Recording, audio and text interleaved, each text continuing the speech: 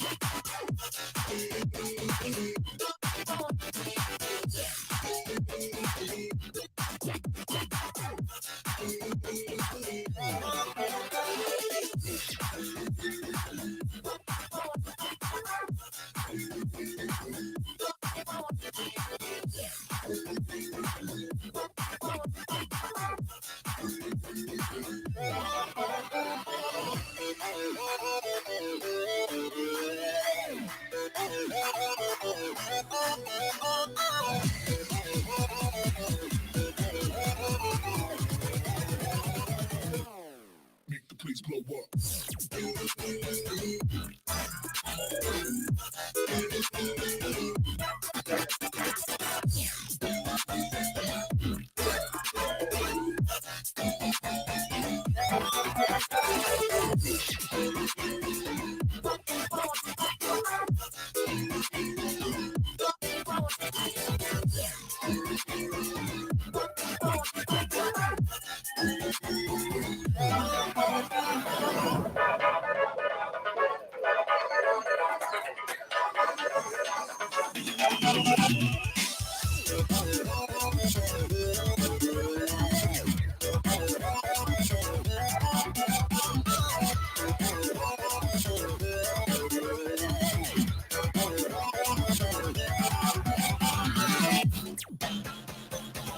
My crew, the best. Yo, cool, way less. My crew, the best.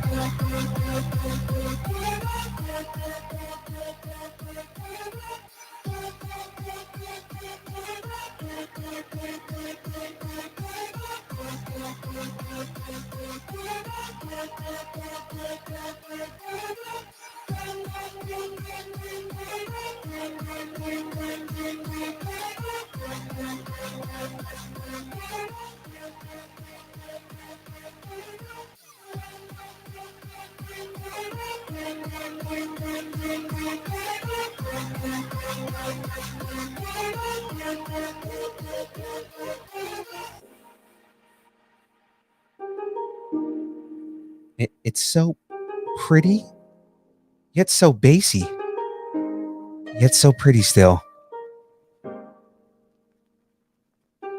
I don't know. All right, time to go live. Let's do this.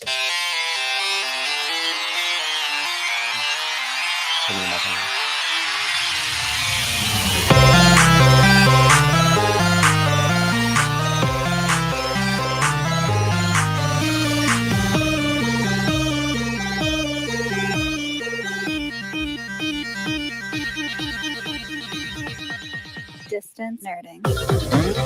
Hey!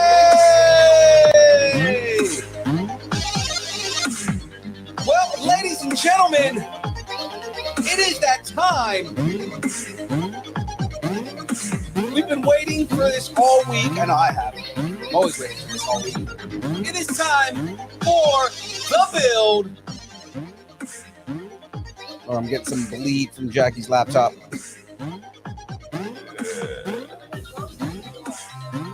There's a ghost at the door. You guys get to see my awesome new distance nerding shirt. Volume up too high. And here we are. There's still feedback. It's the mic on your computer. Oh, okay. No.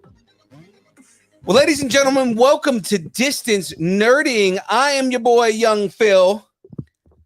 This is Layaki. Yeah, that's me. That's her. But ladies and gentlemen, we are now ready to do the build for this week. You guys can see I got a new angle because I have a new angle for the build itself. But before we jump into that, got to talk about what runs the show, what gets us going here. Ladies and gentlemen, you all know, for those of you who are here on a week in, week out basis, you know that this stream is brought to you and powered by Poddex. That's right, ladies and gentlemen. Poddex are a unique interview, question, and episode starting prompt in the palm of your hand. So whether you are a new podcaster or an existing broadcaster looking to grow your audience or get more engagement, you're going to want to check out poddex.com. Now, guys, use the code NERDING10 Ooh, 1 second here. Use the code nerding10 to get 10% off your order. Now, guys, Poddex is pretty awesome. It is something that is completely fun. We tend to do a lot of we use it for a lot of our interviews. Actually, the guest that we have on today, we used Poddex for his interview. So fun times on that, guys. But yeah, Poddex is they've got awesome merch and all kinds of crazy things on there. So guys, if you are interested in checking out Poddex, again, go over to www.poddex.com and use the code nerding10. You get 10% off of that awesome order. Now you may be wondering, if Poddex powers the entire stream, then what powers Young Phil? Because Young Phil has way more energy than anybody should ever have. And I'm going to tell you guys, the reason Young Phil has so much energy is because he is powered by, I lost the button. Dubby. You're powered by a lost button. I'm powered by a lost button. That's right. Dubby, ladies and gentlemen, Dubby. That's right. Dubby is an emerging brand. Button. Who's got the button? But Dubby is an emerging brand of energy drinks created to help focus, concentration, reaction time with no jitters or crash. Dubby contains no maltodextrin, no sugar, no filler, no artificial colors or dyes, none of that stuff that the majority of the competitors have in their drinks. Guys, if you want to find out more about Dubby, head over to www.dubby.gg and use the code nerding10, same one that we used a second ago, right there. Use nerding10 and get 10% off your order. So yeah, there's 5 delicious flavors of Dubby, guys. You have Dub Sludge, you have Galaxy Grenade, you have Dragonade, you have Passion Joy Tea, and we've got the Beach and Peach, and of course the new flavor that just came out. It was in front of me. I don't know where I put it. Oh, right there. The Monkey Madness, which is not a energy blend, but is a hydration blend right there, guys. So you can see that right there.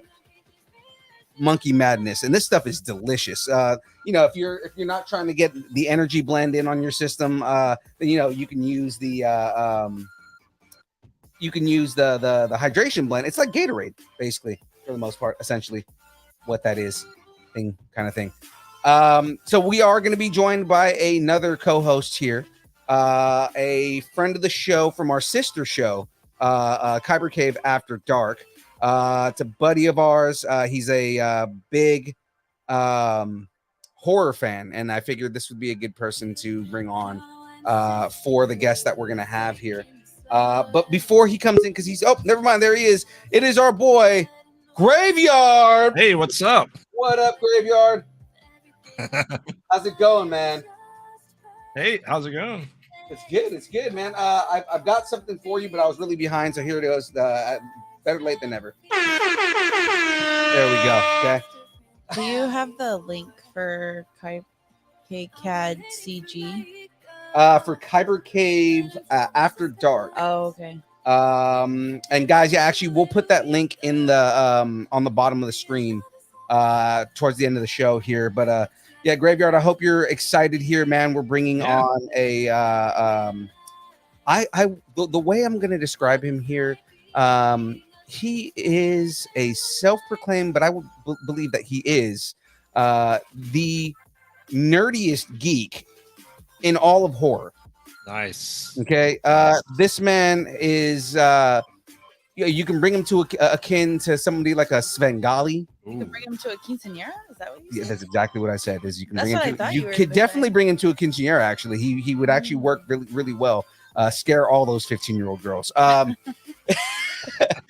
But he would be like a Svengali, man, or he would be like a crypt keeper but less ugly. Nice. A very, very interesting man in his own right. But on that, again, the master nerd of horror. Ladies and gentlemen, I'd like to welcome all of you, Lord Blood-Rah. Bueno quinceañera.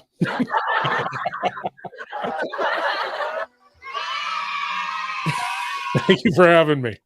Absolutely. Thank you for coming on the show. Oh, that's not my face. It's terrible. There we go. Oh. Oh wow, That's what we those want. brows are on fleek tonight. Well, thank you very much. Thank you. I have sometimes I have a bad brows night, but tonight's pretty good. Tonight's going pretty good. So I got to ask you, what does Galaxy Grenade taste like?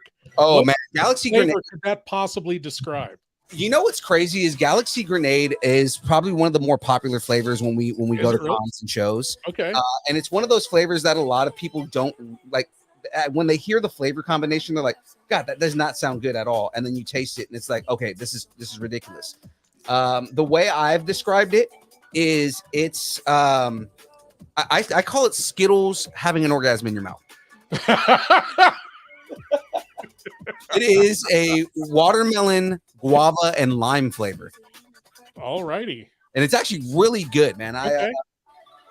I didn't drink it last Okay. night. I believe you. Right there. It's probably upside down. No, no, actually, it's right side up, right there. No, that's right. Right there. So Galaxy Grenade right there. Galaxy Grenade. And it's one of those things where it's an explosion of skittly goodness right in your mouth.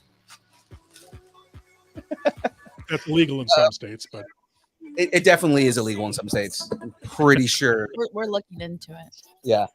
yeah. Gonna Put up move this disclaimers. down a little bit. Exactly. Like, yeah, no, those flavors should not be a combination. But I mean, Somehow it is. it works. Yeah, it's good. I don't. It was one of those things when I first ordered the flavor. I was like, I don't know, because I don't know how good this is gonna be. But I figured, okay, I gotta order all the flavors that they have, so that way I can speak on it, right? Like I'm sitting here trying to get people to buy this product, and it's like, okay, well, I need to be able to speak to it. So I bought all the products, and I mean, every flavor is good. There's not a bad that they make. And the more popular ones, of course, my favorite is the Dragonade. It's a dragon fruit pink lemonade. Okay. And I'll say that usually when we go out to restaurants or even like drinks, like I always get the stuff that you can't order anywhere else, like the most unique stuff to the place. But half the time, Philippe orders like something fairly basic, and I always end up liking his better. So what I'm trying to say is he has pretty good taste when it comes to flavor profiles. I can't trust me. I made an expired drink last night and drank it, and I was up sick all night. Oh no. I'll eat or drink anything apparently. That is the worst. But yeah, ladies and gentlemen, again, I'm very proud to have our guest on here today. Thank you very Man, much. Thank you for having me. Appreciate it.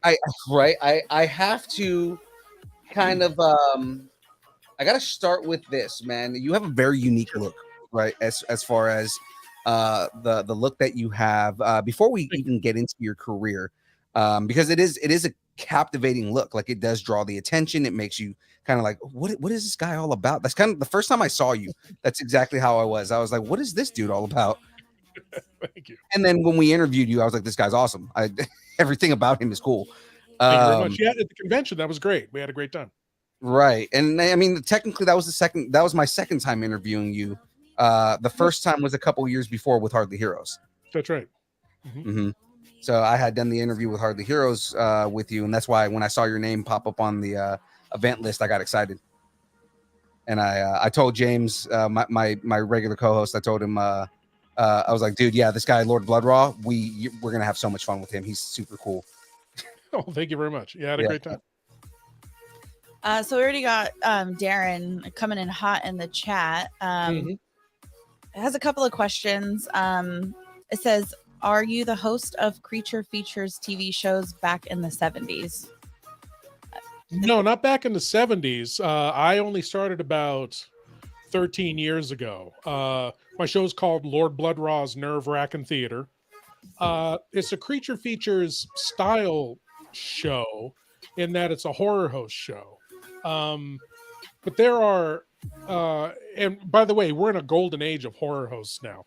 So there are a lot of horror host shows out there, and each horror host approaches the movies and approaches their show in a different way. So in essence, yes, it's a creature features style show, but it's kind of just my own take on a horror host show. Now, I grew up watching creature features in the Bay Area, hosted by Bob Wilkins, and he was the man who introduced me to all of the classic horror films and classic science fiction films. So he was a big influence on my love of horror, and probably one of the reasons why I went into it was because I just fell in love with the genre and want to share it with as many people as possible. Right. Can you recall like any like specific instance in that time period that you're talking about where like you realized you had like fallen into this into this genre, into this fandom, I guess you could say it? Well, the fandom was almost immediate. I mean, growing up watching creature features, then I started going to the Star Trek conventions that were very new back then, especially in the Bay Area. Met Bob Wilkins a couple of times. He was a great guy. And just watching the show, you knew that all the other geeks in the area were also watching the show. Mhm. So it was kind of a convention on the air, really. I mean, we all kind of gathered every Saturday night, Friday and Saturday night, as the show got more popular. He did 2 shows, and watched the movie. Would talk about the movies the next day in school. Would get tickets to the new movies coming out that they would talk about, the local conventions. So that really, creature features in the Bay Area, Bob Wilkins and John Stanley's, who took over after Bob retired, really kind of forged the San Francisco Bay Area horror fandom that it is today. And pretty much everybody who's doing anything as far as film shows, live shows, TV shows like that in the Bay Area in the horror and science fiction genre that are my age grew up watching Bob Wilkins and creature features. Okay. Right. And you're not just in the Bay Area, right? You're also your show is also syndicated in Fort Wayne, correct? In Yeah, Indiana? exactly. As a matter of fact, I just got back from Fort Wayne last weekend. I did a show out there and a meet and greet and met all these great fans that enjoyed the show. And we talked movies and talked general horror geekdom, and it was wonderful.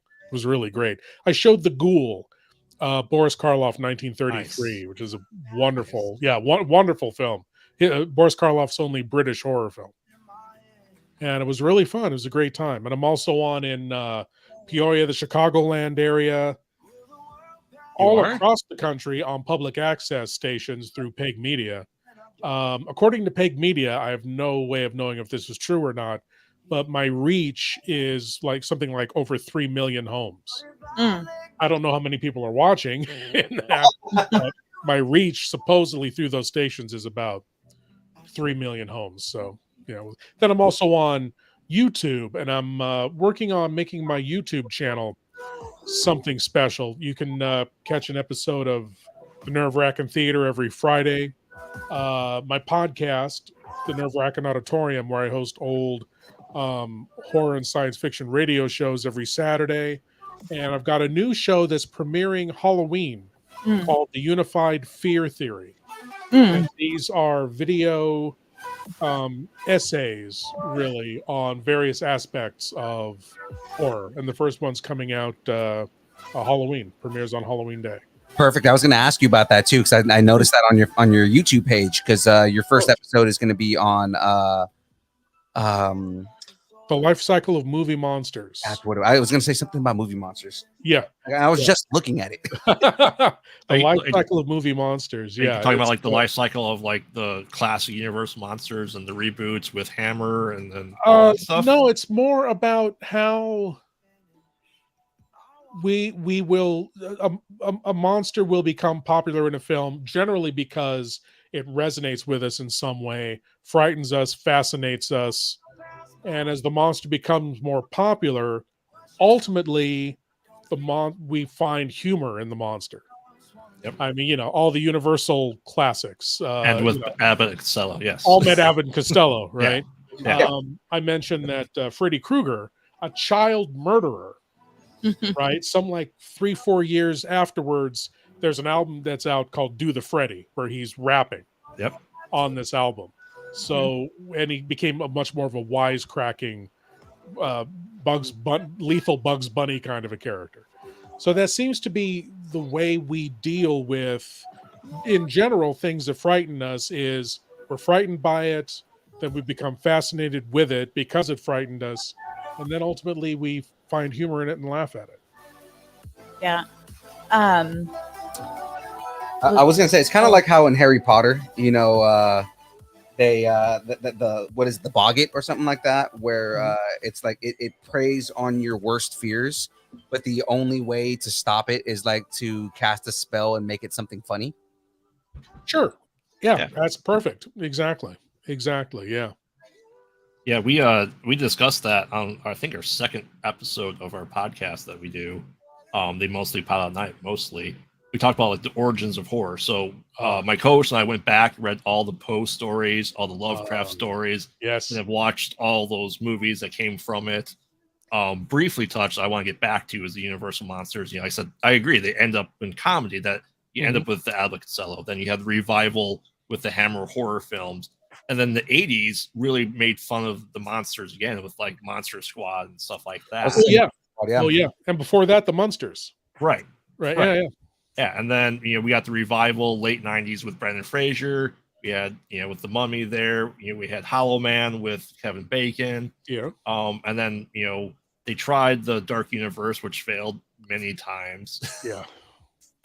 And then, what do you think of what Blumhouse did with The Invisible Man? Did you like that?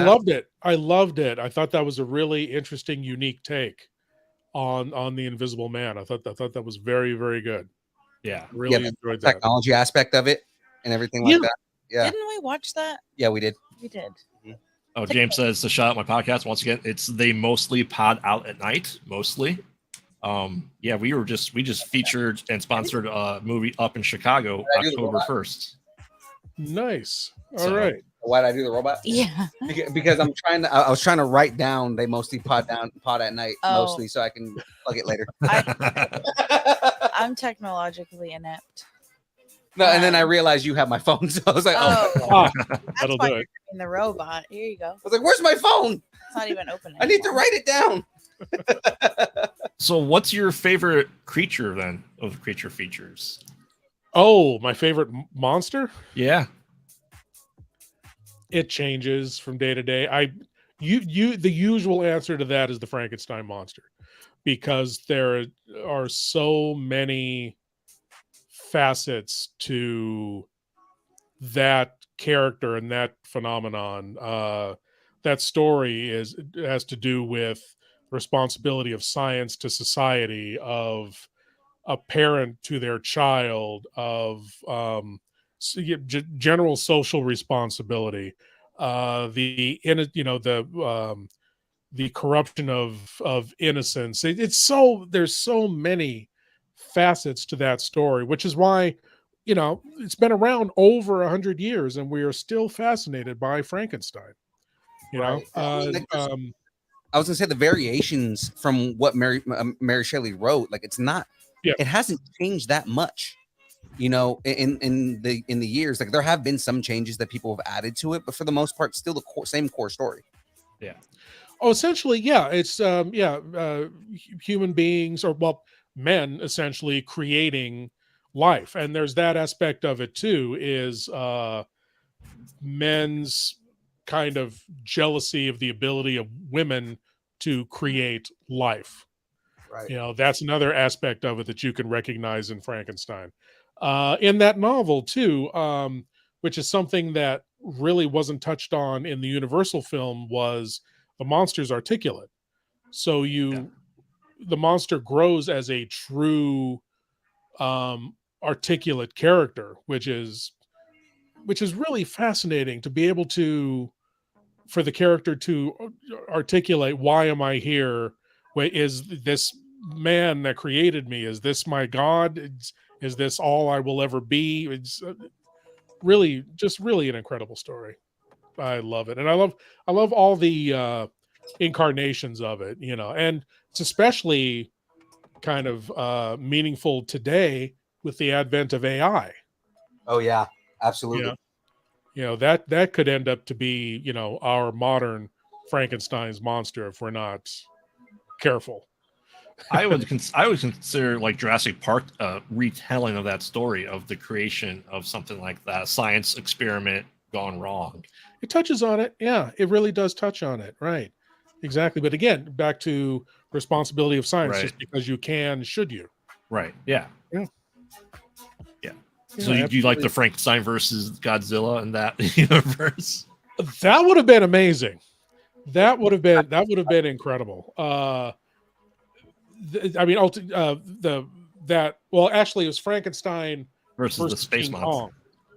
Kong. Yeah, King Kong. Yeah, And then he met the space monster as well. Yeah, but Yeah. there was originally going to be a movie called Frankenstein versus King Kong that Marion Cooper, I believe, proposed years after the original King Kong, and that morphed through various legal and illegal means into King Kong versus Godzilla. Yeah. Really, but seeing Frankenstein in any of its incarnations is incredible, and I love what Hammer did to it, which was make the Doctor the through character and not the monster. The monster is just byproducts. Well, you Just argue that byproducts. the Doctor was the villain. Exactly. Oh yeah. I think that Victor Frankenstein's one of the most hateful characters in literature. When he's sitting there at I forgot the name of the servant, but Moritz, who was accused of killing his cousin. He's sitting there in the courtroom, seeing that she is going to be sentenced to death, and not saying anything, yet wringing his hands. Oh, I am the most wretched of men. How could I let this go on? And he does.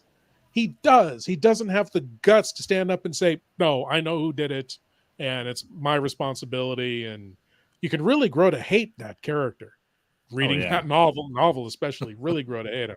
And he was a utter monster in The Curse of Frankenstein and Revenge of Frankenstein.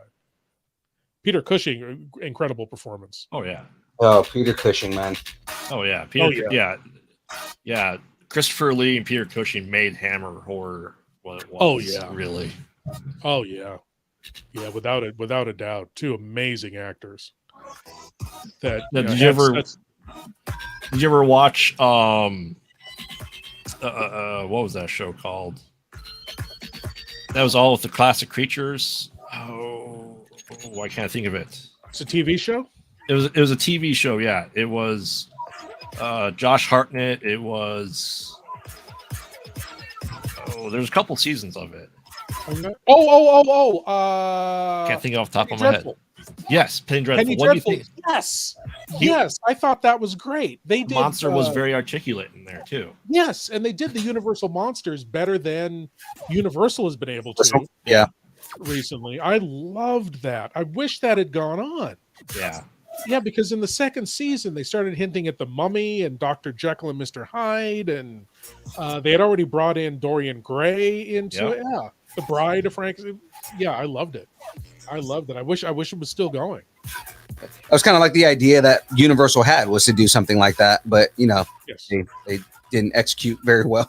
Well, they were arguably they were the first cinematic universe because the creatures did cross paths way early in the 30s and 40s. That is right. I mean, with the new stuff, when they tried to relaunch the Mummy with they tried I, Frankenstein, then it was Dracula Untold, then it became the Mummy, and they just go no.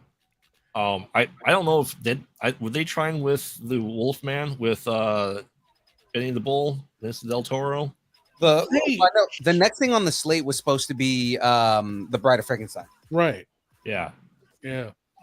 They should have, because in Del Toro's, I mean, spoiler alert, it's an old movie if you haven't seen it. Yeah. But Del Toro's Wolfman bites the detective. Yes.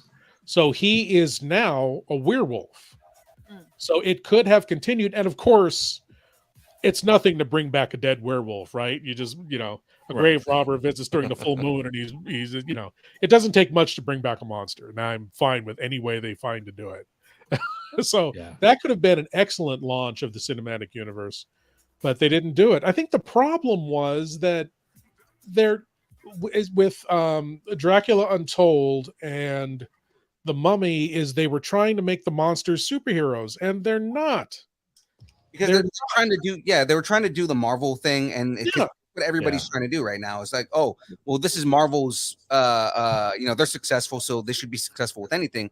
It's not. You have to, if you're going to create a universe with characters that mesh together, it needs to fit with the mold of those characters. The same reason why DC's not doing so well is because DC is not Marvel. You shouldn't be doing the same thing. Same Right. thing with with these monsters. If you're gonna make a monster verse, you have to make the characters live in a world that these monsters live in, where it makes sense for them to be there.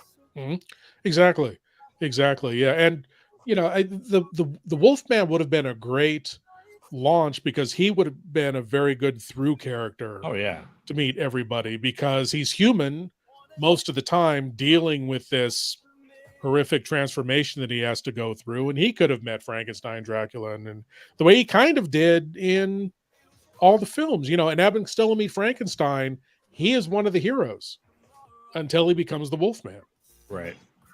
So Well, I mean, I know Blumhouse is doing a Wolfman that's been in development for a while with Ryan Gosling playing oh the really? Wolfman. Yeah. Interesting. They're doing their own thing that's working so far. Like I said, so far with Invisible Man. Oh You yeah. know, they took the idea of, because Invisible Man was just science. It was just science, and they just made it more science, more technology based, and that worked really well. Have you guys gotten a chance to see Werewolf by Night? Yes. That Yes. that was a great version of the Wolfman, which again was Marvel's version of the Wolfman. Yeah. And because Marvel back in the 70s did a whole line of like the Universal monsters, right? Like you had Dracula, you had the Werewolf by Night, Man Thing's kind of like a trope on some of the more like horrific monsters and things like that. But this was the jumping off point. This was also, this comic book line is how they introduced Blade. So I was actually hoping that we were going to get a Blade cameo in Werewolf by Night. I was fine with him not being there because the way that they portrayed the character was masterful. Yes. Yeah, I'd say Man Thing was Creature from the Black Lagoon, and let's face it, Bruce Banner and Hulk are Jekyll and Hyde. Oh, absolutely. Oh yeah, 100%. Sure. Yeah. I mean, Universal. Marvel had the Tomb of Dracula, the Monster of Frankenstein. They had a Mummy comic for a short period of time. Zombie. Yep. They could easily. I mean, it's a shame that so many other studios are doing Universal monsters better than Universal right now. Right. They don't get it. They're not getting what made that original series so special and still popular. Yeah. Oh yeah. I collect Laserdiscs, and that was one of the first things I had to get was all the Universal stuff on Laserdisc, just because I really enjoy it so much. Nice. Yeah. Just this otherworldly feel, this time. You can't pinpoint what time frame that movie is set in, or those movies are set in, because you've got peasants right alongside 1940s cars. Yeah. Right. You've got peasants with pitchforks against telephones. It's amazing. It's really incredible. Yeah, and it makes you feel this otherworldly thing. Yeah, I was gonna say, I can believe that, like in the 1940s, in like some rural town in Transylvania, that they would still have pitchforks and torches. Sure. Yeah. Right. Yeah. It's a rural country, rural area. Sure. Yeah. Mm-hmm. That's one of the things because I don't necessarily, not necessarily, I have watched like old, like early, not old, but early horror films and stuff like that. But I'm like, I just watched on a Tuesday night, To Have or To Have Not with Humphrey Bogart and Lauren Bacall, because I'm into those kind of movies.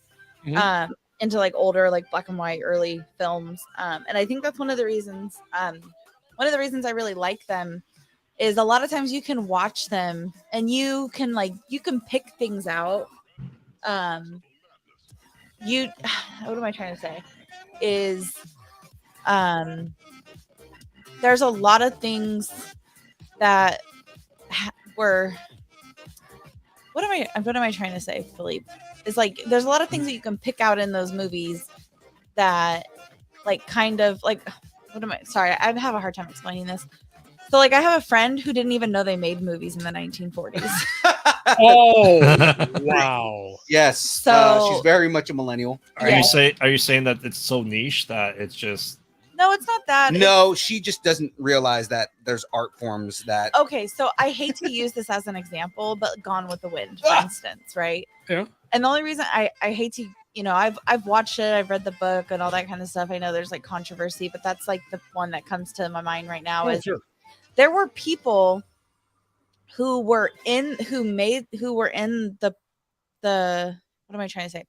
They were in the process, they were a part of making that movie and making it sorry, I'm having a really hard time with my words. There were people who were in the production of that movie that could probably remember what the Old South was like when they were making that movie. And I'm not saying that it was right or anything like that, but what I'm saying is you take that same movie and you try to make it today, there's people who don't have that firsthand knowledge. Oh yeah.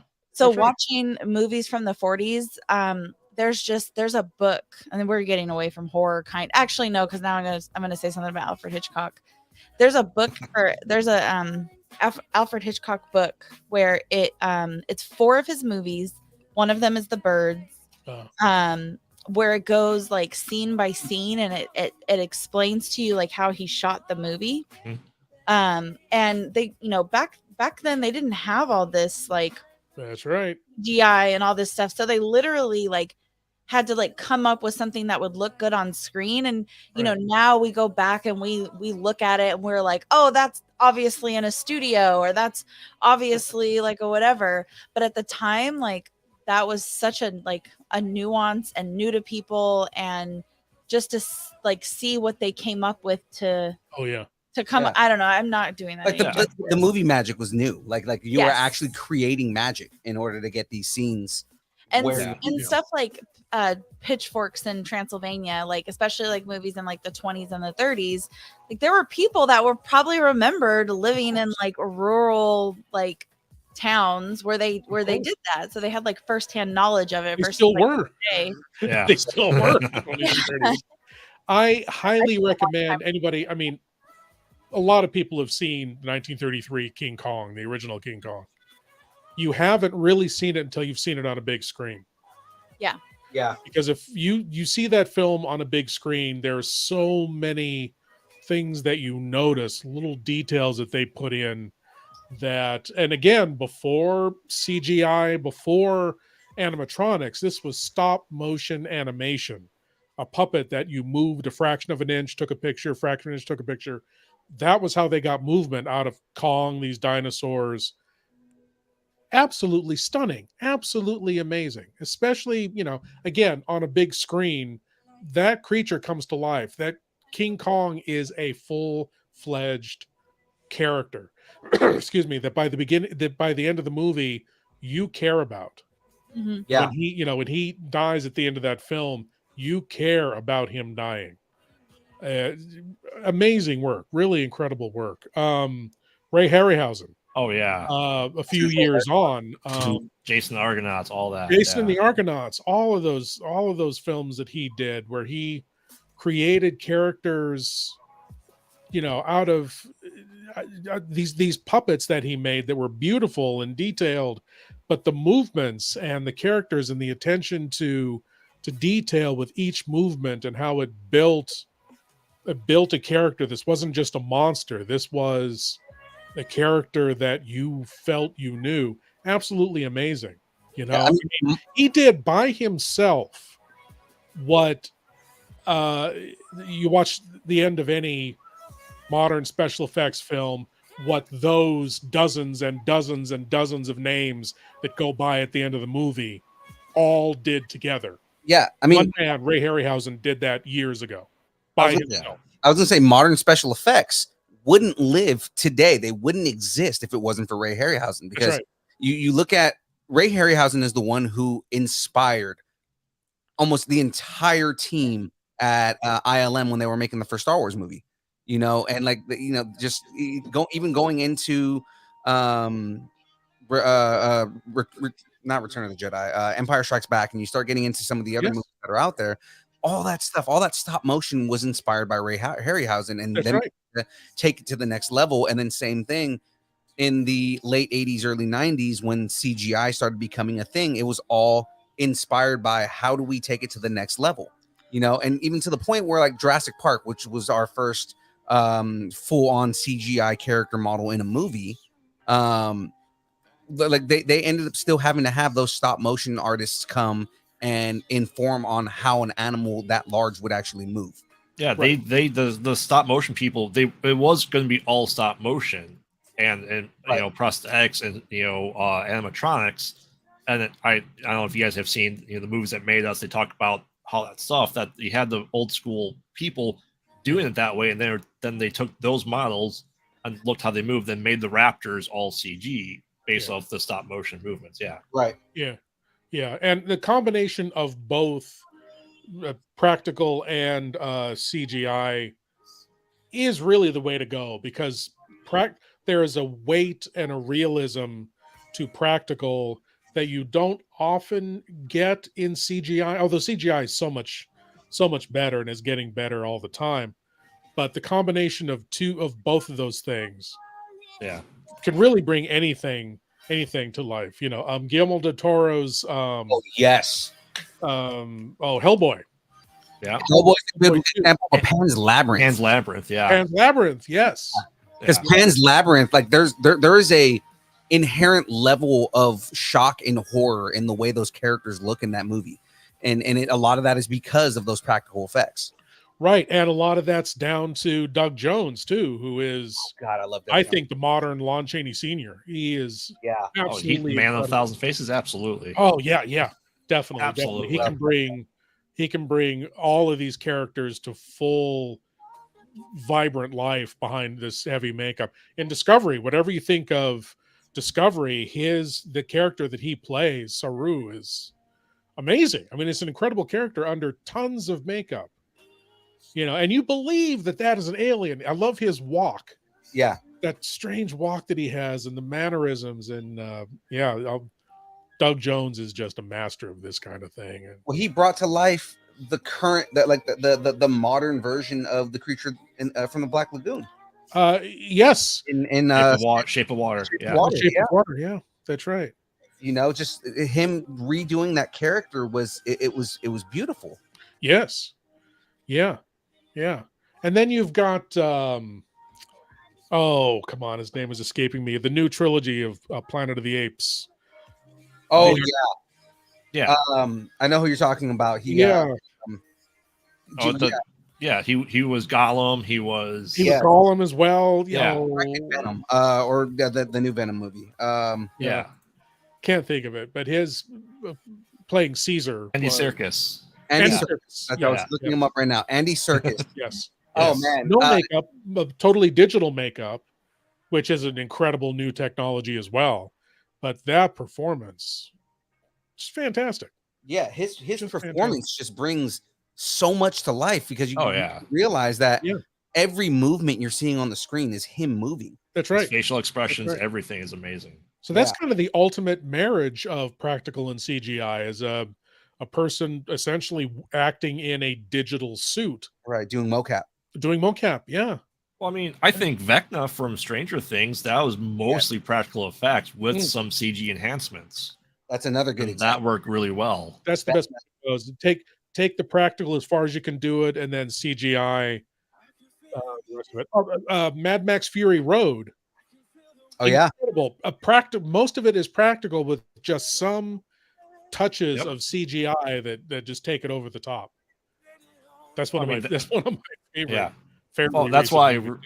That's why I Right. really like the old horror. Like horror was like the first movies in the silent era, and essentially I felt they were giant plates, that they're giant set pieces built yeah. for atmosphere, And you saw that even going to the Hammer Horror, or you go into old Vincent Price, Edgar Allan Poe stuff. It's colorful, it's vibrant, set building. Yes.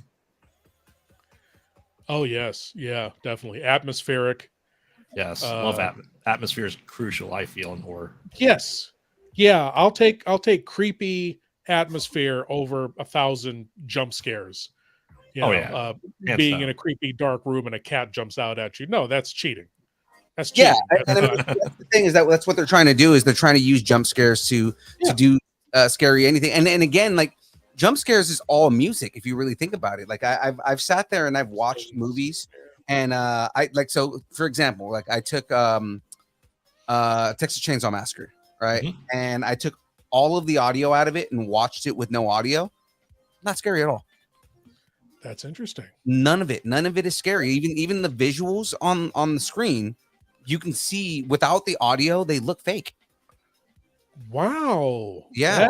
I mean, music does add a lot. Well, I mean, that goes back to the silent film era, where the music it's supposed to help you feel the emotions that you're supposed to be feeling. It's supposed to tell you if you're supposed to feel tense, nervous, or anything like that.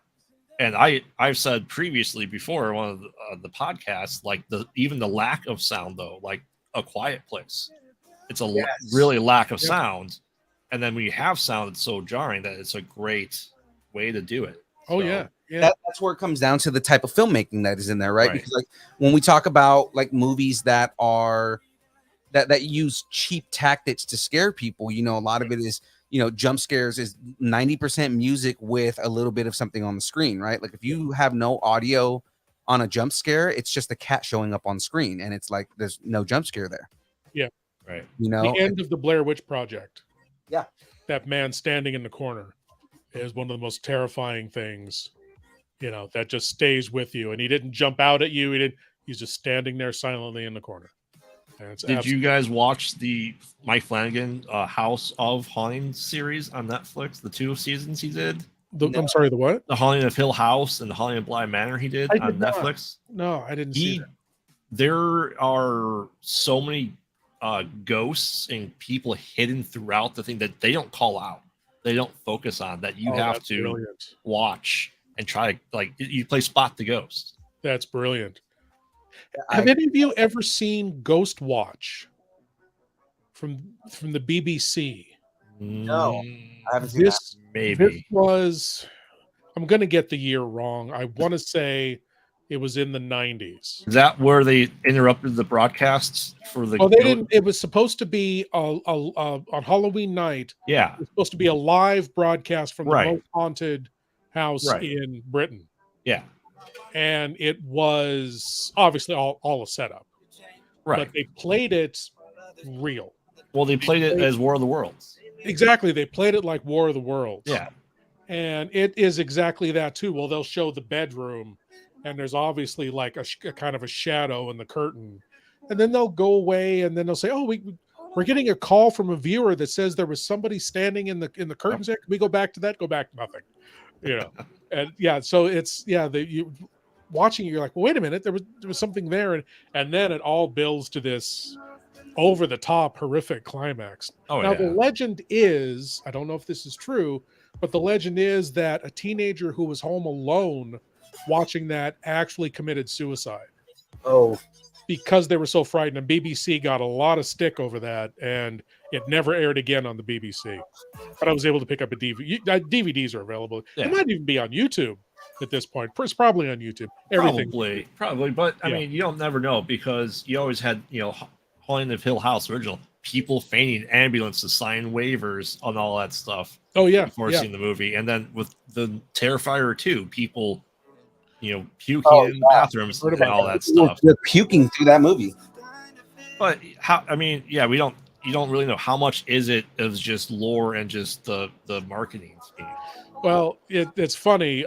Forey Ackerman, the editor of Famous Monsters of Filmland, one of the magazines that tied together horror fandom in the 1950s, talks about seeing Frankenstein when it premiered, when he was very young.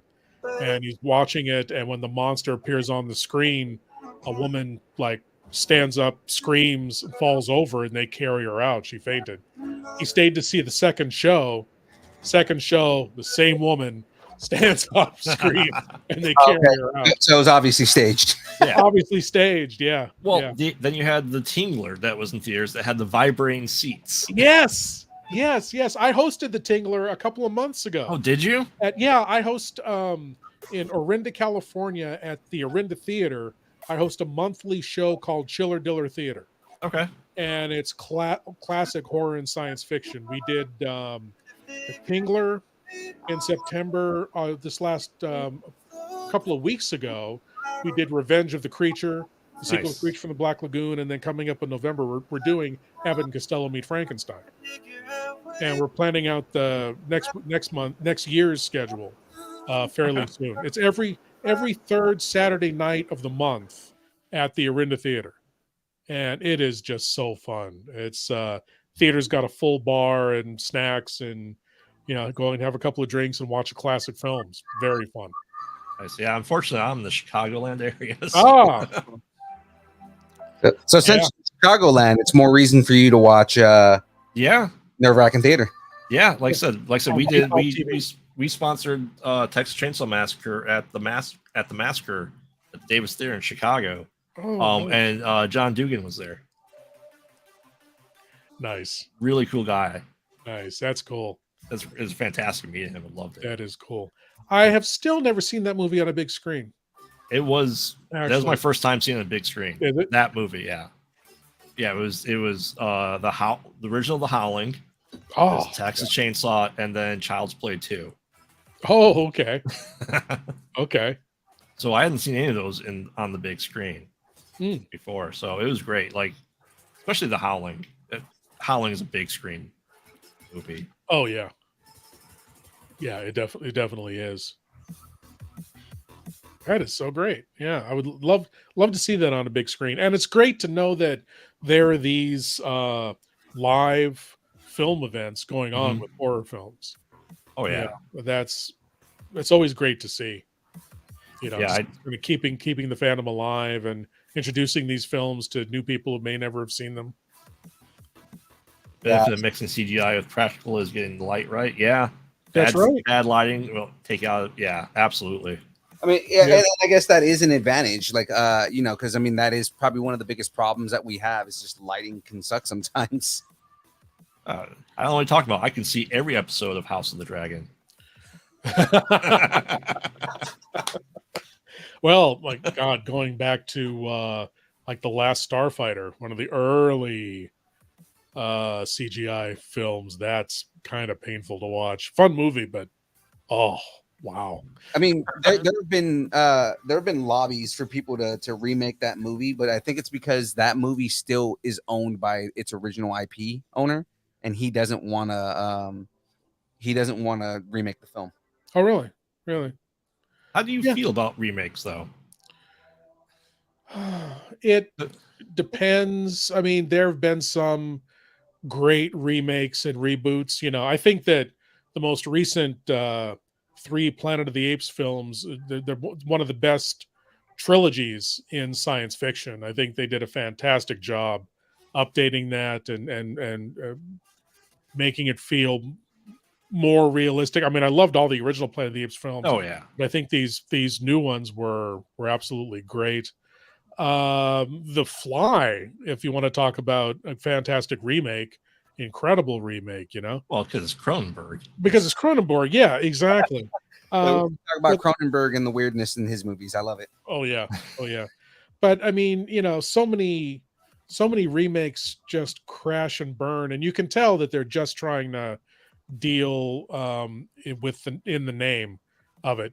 They're just trying to cash in. Well, it's also a lot of times they're trying to hold on to the IP because yes, a lot of these IPs are like, okay, it doesn't have to be a good movie. We just have to make a film so that we can keep the rights. Yeah. Well, I just did this month. We reviewed 32 movies for this month for the podcast. Wow. We did the 3 at the Massacre we went to and sponsored every Hellraiser movie, so all 11. And you can tell when they're holding on to the rights on that series. I haven't watched the new one, but I've heard a lot of good things. It's fantastic. I enjoyed it. I enjoyed Absolutely it a lot. fantastic. Yeah. And then we did all with Halloween ends. We had to do the entire Halloween series. So that was a 4-part episode. Again, I've heard bad things about the ending. I've heard Halloween Ends is okay, but the ending sucks. I think it would have been a better movie if it wasn't a Halloween movie. Absolutely. That's exactly what we said. Michael Myers is shoehorned into this thing when it's supposed to be the end of his legacy. And I think if they would have just made this movie under a different title, under a different, just a whole different thing, and then, had the entire last movie be the showdown between Laurie Strode and Michael Myers, which this is not. No. Okay, yeah, that's actually a little depressing. Well, like the Hellraisers, there's a couple of them in there, like maybe 6, 7, 8, that they were other movies, completely different other movies, and then you go, hey, let's make this Hellraiser, and they shot Doug Bradley for a minute, and then that was a Hellraiser movie, and that's I what think that's what happened with this film. I think that's what happened with Halloween Ends. I really do. I really do, because oh, come on now, Laurie Strode. Yep. The actress. Jamie Lee Curtis. Jamie Lee Curtis. Last year was saying something about Halloween Ends is kind of a statement on the pandemic.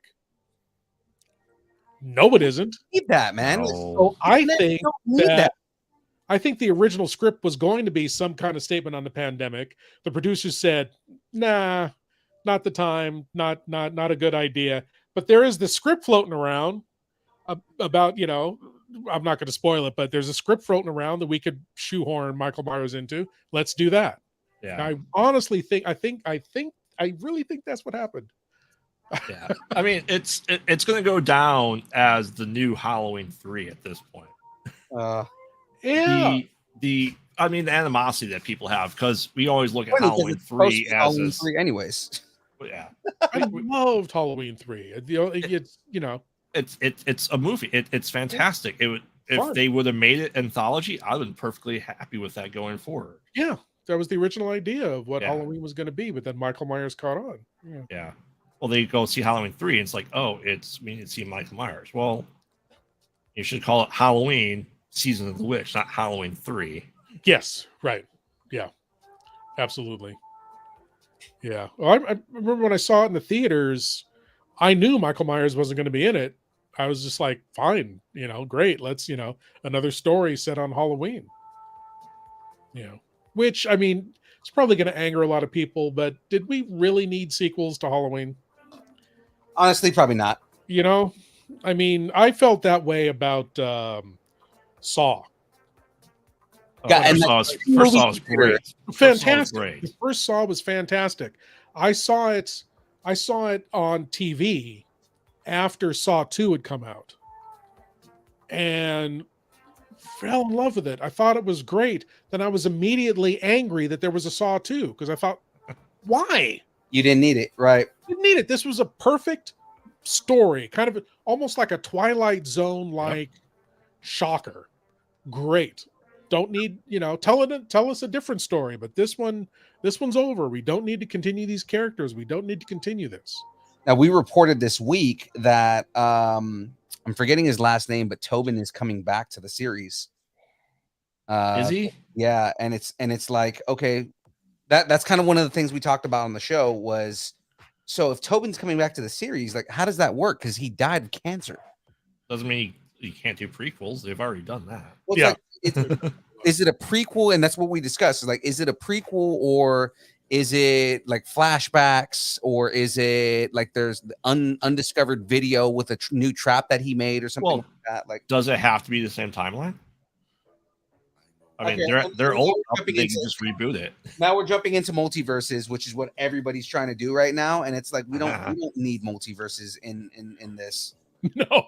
Well, here's the other question with horror movies. When you have the franchise, do they need to connect? Do they have to have a straight story through the entire franchise? Not necessarily. Most try and fail at it.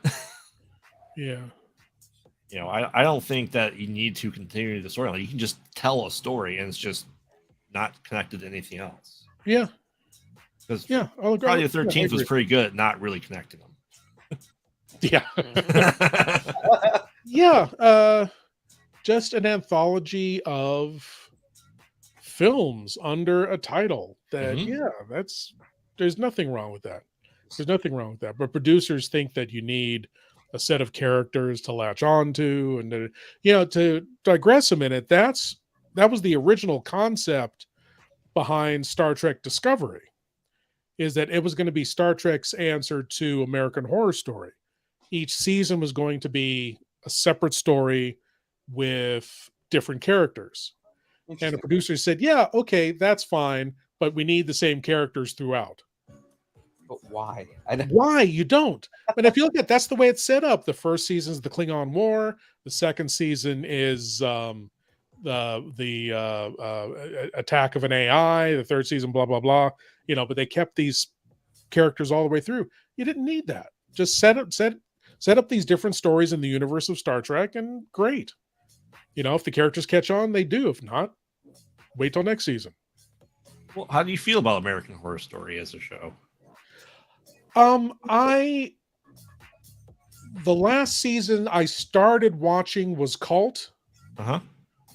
And because of everything politically that was going on at the time, I couldn't watch it because it was too close to home. Yeah. I couldn't do it. I couldn't watch it. I need to go back and watch it now. Then I started watching the season after it. 1980. I think I finished 84. 1984, yeah. I think I finished it. It was fun. Yeah. I think in general it's fun.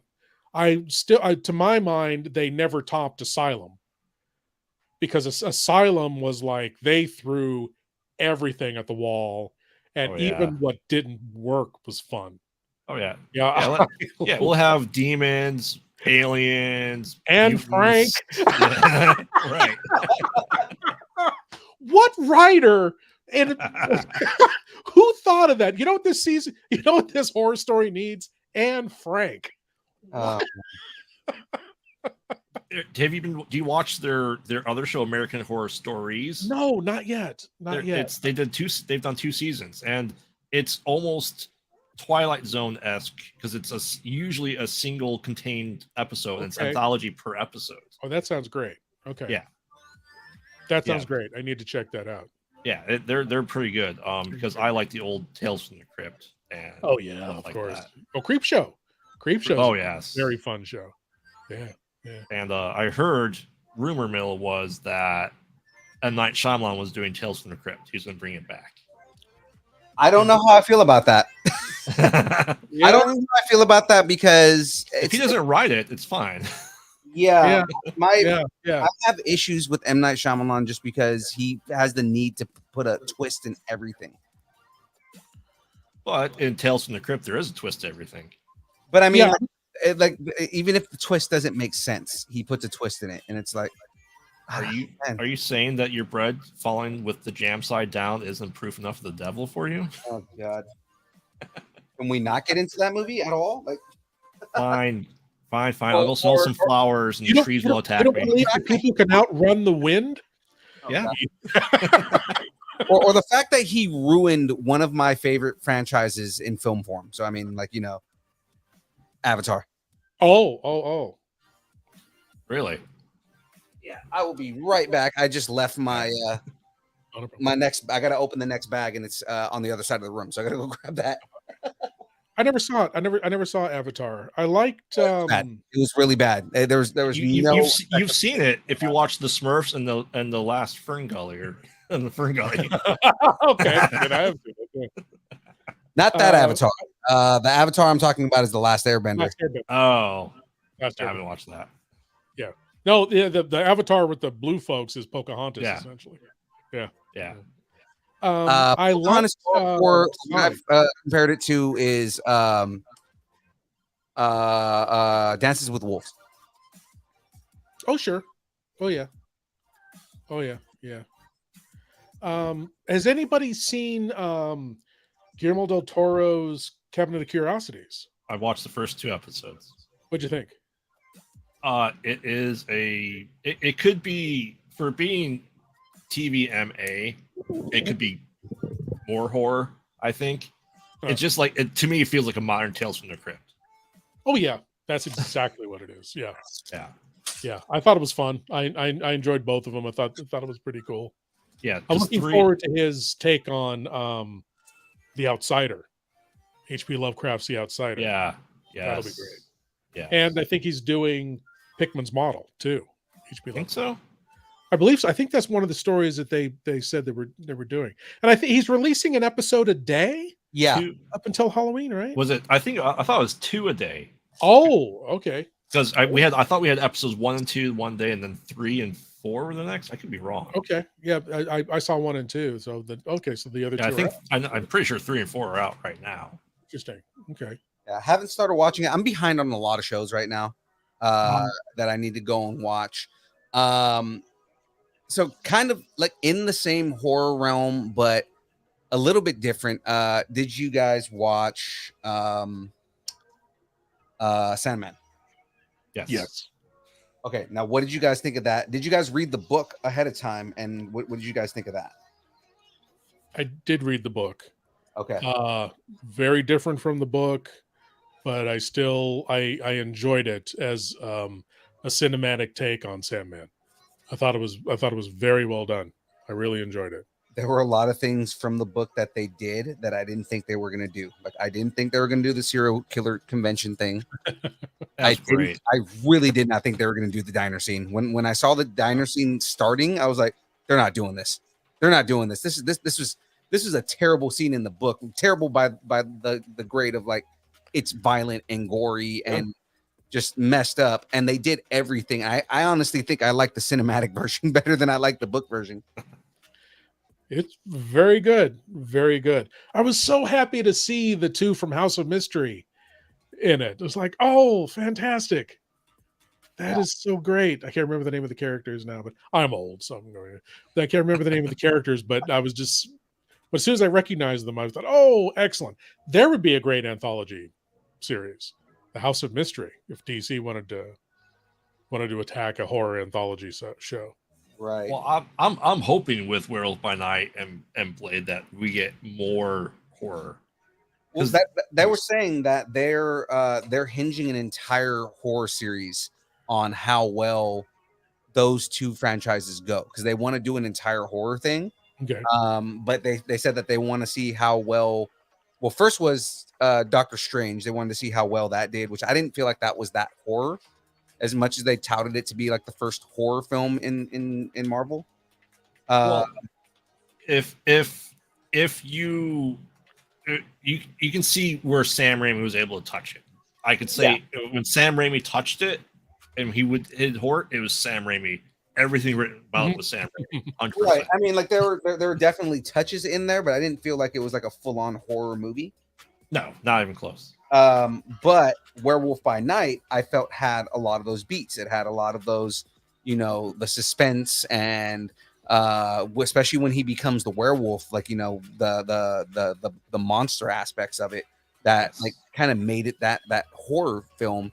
And Blade is supposed to be touching in that same arena. So they're saying that if Blade is successful as Werewolf by Night was, then they're going to start doing an entire like horror franchise. I would honestly prefer if they did if they kept it black and white. Yeah. For Werewolf by Night. 100%. Yeah. I agree. I think it needs to stay black and white. Just because we have so many people are trying to have failed at black and white. Like, Rob Zombie wanted to do the monsters in black and white, and the studio would not let him. Yeah. I think a good black and white is like, The Lighthouse was a fantastic movie that's black and white. We had Young Frankenstein in the 70s that did it in black and white. Young Frankenstein was so good for a comedy twist on Frankenstein. It was great. It's probably one of it's up there in some of the top best Frankenstein movies. I feel.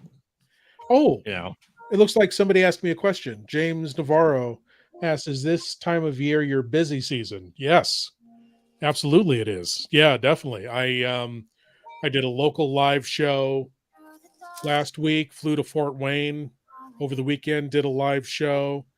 Before that, as I said, I hosted The Revenge of the Creature at Chiller Diller Theater. I did my first episode of Unified Fear Theory, which is coming out Halloween. So yeah, this is definitely my busy season.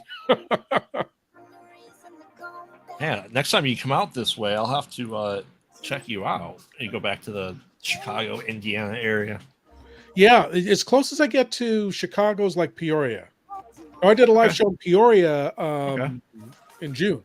Okay, that's about 3-ish hour drive. For me. Something like that. Yeah. Something like that. Yeah, it's not far. Right. Yeah, that was a fun show too. Yeah, I really enjoyed that.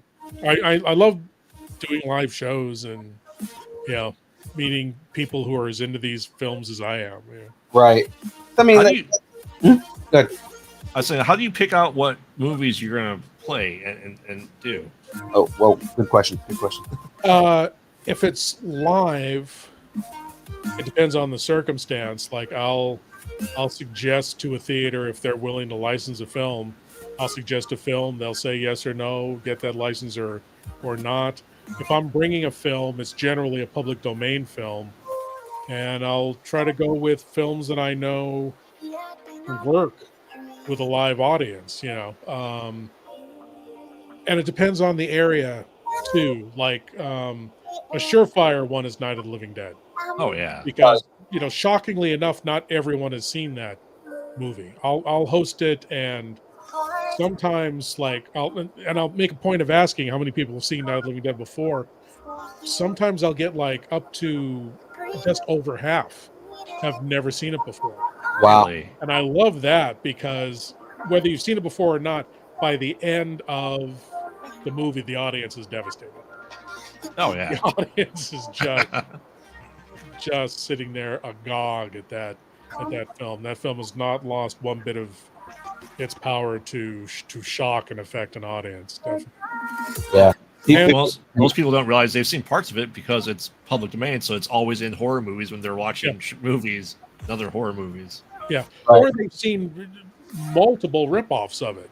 Oh yeah, that film created the zombie genre, so they've seen zombies a billion times. But in Night of the Living Dead, there's something special about the way George Romero handled that subject and what's shown, what's not shown. And for someone my age, the scariest thing about it was, like back in the day, if you saw a newscaster saying something, you believed it.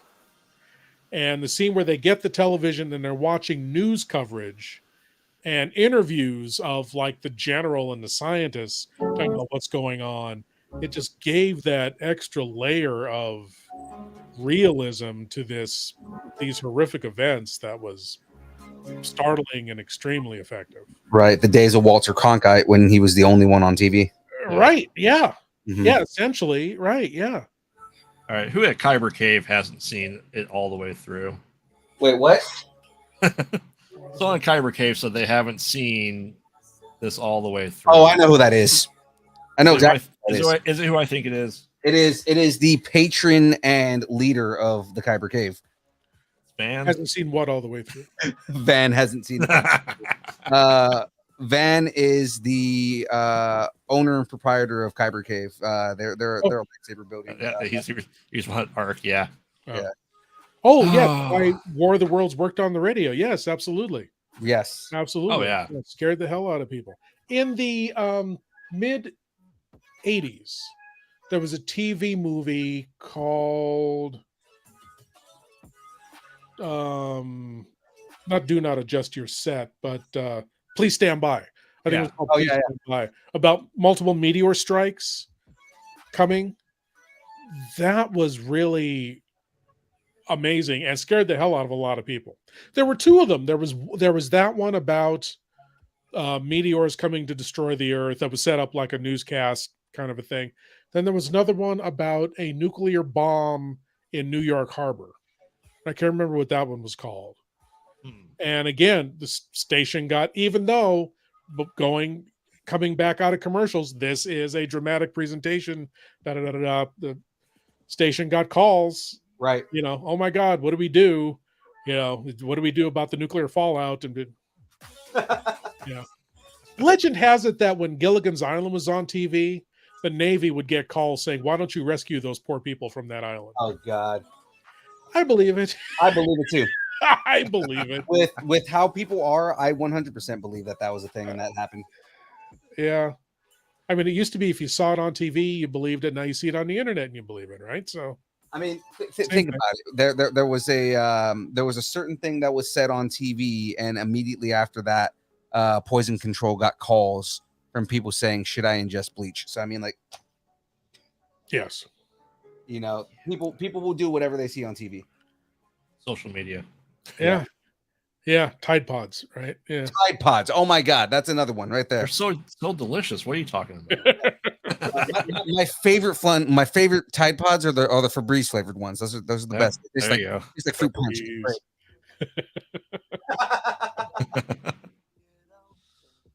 Oh, I gotta ask you: is that just a random poster you have of what do you want to call it? The brain that wouldn't die, or the head that wouldn't die behind you, or is that signed behind you? Oh no, it's not. That is, and I don't know the name of the artist, but I was at a convention and she had these various little paintings of various creepy things, and I saw that and just had to get it.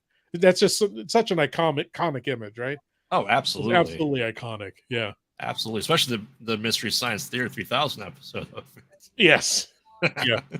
Speaking of Mystery Science Theater, our guest next week is actually somebody who appeared on Mystery Science Theater. Who? Jackie Naiman, who was in The Hands of Manos. Manos, The Hands of Fate? Yes. She was the little girl in the original, right? Yes. She's going to be on the show next week. Nice. Oh, man. Nice. Yeah, she produced not a remake, but a sequel or two sequels. Yes. One or two sequels. There are like 2 or 3 sequels out there now. Yeah, it was don't have anything to do with each other. Right? Return of Manos Hands of Fate? That was a couple of years ago. Okay. Yeah, I want to say I saw 2 or 3 sequels, and one of the films was just like kind of a standalone. That didn't have anything to do with the other ones. The question is, are you going to play her Torgo song from Manos The Hands of Fate? Oh, you have to. You have to, right? I didn't have to plan, but now I'm going to. So you have to. In my public non-commercial episodes, I use that as kind of Jeopardy background music during my cranial cavity search, which I call my trivia question. Nice. Cavity search. I love that. It's classic music. It's classic music. Classic. Yes. Yeah. God, what a weird little film. I mean, it was so bad. They, like Joel Hodgson, they just kept going, all right, so this is Manos Hands of Fate. Is anything going to happen? Manos. Yeah. Just that long, interminable drive at the beginning of the movie. Yeah. It's I feel like it's going to be a fun interview. They actually reached out to us, and I was I was in shock because I'm usually the one reaching out to everyone, right? So it's like when I have someone reach out to me, I'm like, yeah, cool. That's very cool. I'm gonna have to check that out. Yeah, it should be fun. Yeah. So you love classic movies. Do you feel like we're in the renaissance of horror movies, say the past 7 or 8 years, that we've had this big surge of like good horror again? I think so. Yeah, especially really good supernatural horror. Yeah, absolutely. Which is some of my favorite. I love monster stuff, love supernatural. A good slasher movie, fine, but I'm not too into it. I think a little bit goes a long way there. What I can't really watch are home invasion films. That gets to me. So like Hush, you couldn't watch. Yeah, that gets to me. It's like it's a little bit too. What I like about horror is that it is kind of it's an escape, Right. and yet it does address your fears. Yes. It does address very kind of based fears that all humans have. But when it's just somebody breaking into a home and torturing a family, it's like, yeah, that happens. So Yeah, that's I could read some news stories and get that story. You know what I mean? yeah. Well, there was a not the newest Barbarian movie, but Barbarian like last year. Yeah. Did you see that? There's No. a home invasion. It starred Ramsay Bolton from Game of Thrones. Oh, It was pretty interesting. well, okay. Pretty interesting. Okay, I didn't catch it. Okay. Yeah. So you feel like each generation we see the fear of what we become afraid of portrayed in the horror genre because Absolutely. let's face it, the atomic age of sci-fi was everyone's afraid of the atomic bomb, so we got this big explosion of atomic creatures. Right. Your Godzillas, your Mothras, all these creatures that were made from atomic testing, everything like that. Oh yeah. Absolutely. Yeah. There's a great book by David Skoll called The Monster Show that he addresses how horror movies of each decade addresses the primary societal fears of that decade. Going back to like the 1920s, Lon Chaney, most of his characters were deformed, broken people. This was around the time you had maimed soldiers coming back from World War I who were living in society and was about the societal angst over war at the time and these broken people that reintegrated into society. He played the misfit, the outsider in a time in the 20s where you had these people who were broken in mind and body coming back into society. Right. And he traces these fears throughout the decades, and I can't recommend that book enough. It's great. But yeah, in short, horror movies of each era reflect the fears of the people in that society in that decade. Now, do you think we should have had more pandemic-related horror movies? No, because I do think it's too soon. You think it's too soon? Did you see? I think it's too soon. One and two, Contagion and Plague and I was going to say Contagion playing on that fear. Yeah, it's been that has almost played out by the time we got to an actual pandemic. Vampirism looked at as a plague, zombieism looked at as an infection. Right. So that's been around for a long time. In the 1920s, Nosferatu was looked at as a pestilence come to Europe. Or come to Germany in Nosferatu. So it was almost, there was enough of that before we actually dealt with it in real life. Now, later on this decade, I think there probably will be pandemic related. If not pandemic related, then you know what? I think the next big wave to come within the next few years are going to be conspiracy theories. Oh yeah, I mean, you already see people like Jordan Peele making movies about stuff like that. Yes, I have not seen Nope yet. I haven't seen Nope yet. Okay, you know what? Oh man. Well, no, but I know that Nope is another like conspiracy theory trope. The same way that what was his last movie? Us was another conspiracy theory kind of thing. But I you know what? I'm gonna throw it out there. I still haven't watched Us, and I've seen spoilers, so I know what it's about. I just haven't actually watched the movie yet. Okay, yeah, I have yet to see Us or Nope. I just haven't gotten around to them. Yeah, chat's saying 12 Monkeys, Outbreak. Oh yeah, that's accurate. We had a couple come out during the pandemic. I don't know if you saw Host, that they were doing a seance over a web chat, over a Zoom meeting. Oh, I've seen scenes from it. So yeah, I know what you're talking about. Yeah. That's pretty good. Yeah. Kyber kept asking why are Koreans so good at zombie movies. He asked me that question when I was on there. But I mean, like, it's true. Like they're so good at zombie, like just zombie and kind of horror in general. They're really good at it. Yeah. Here's a question though. What zombies do you like better? Do you like the Romero zombies? Do you like the fast zombies? So Romero zombies, as in like slow moving. Romero never has fast zombies. Brains like that, those zombies versus. Well, Brains didn't come until Return of the Living Dead. Return of the Living Dead, yeah. But now you watch the original Night of the Living Dead. Mm-hmm. That first zombie runs after. He's not fast and agile, but he runs after a car. So he's fast enough to do that. And he uses tools. He uses a brick to break into the window. Yeah. So, I mean, fast zombies, as in, 28 days later. Like 28 days later, right? Yeah, they're fun.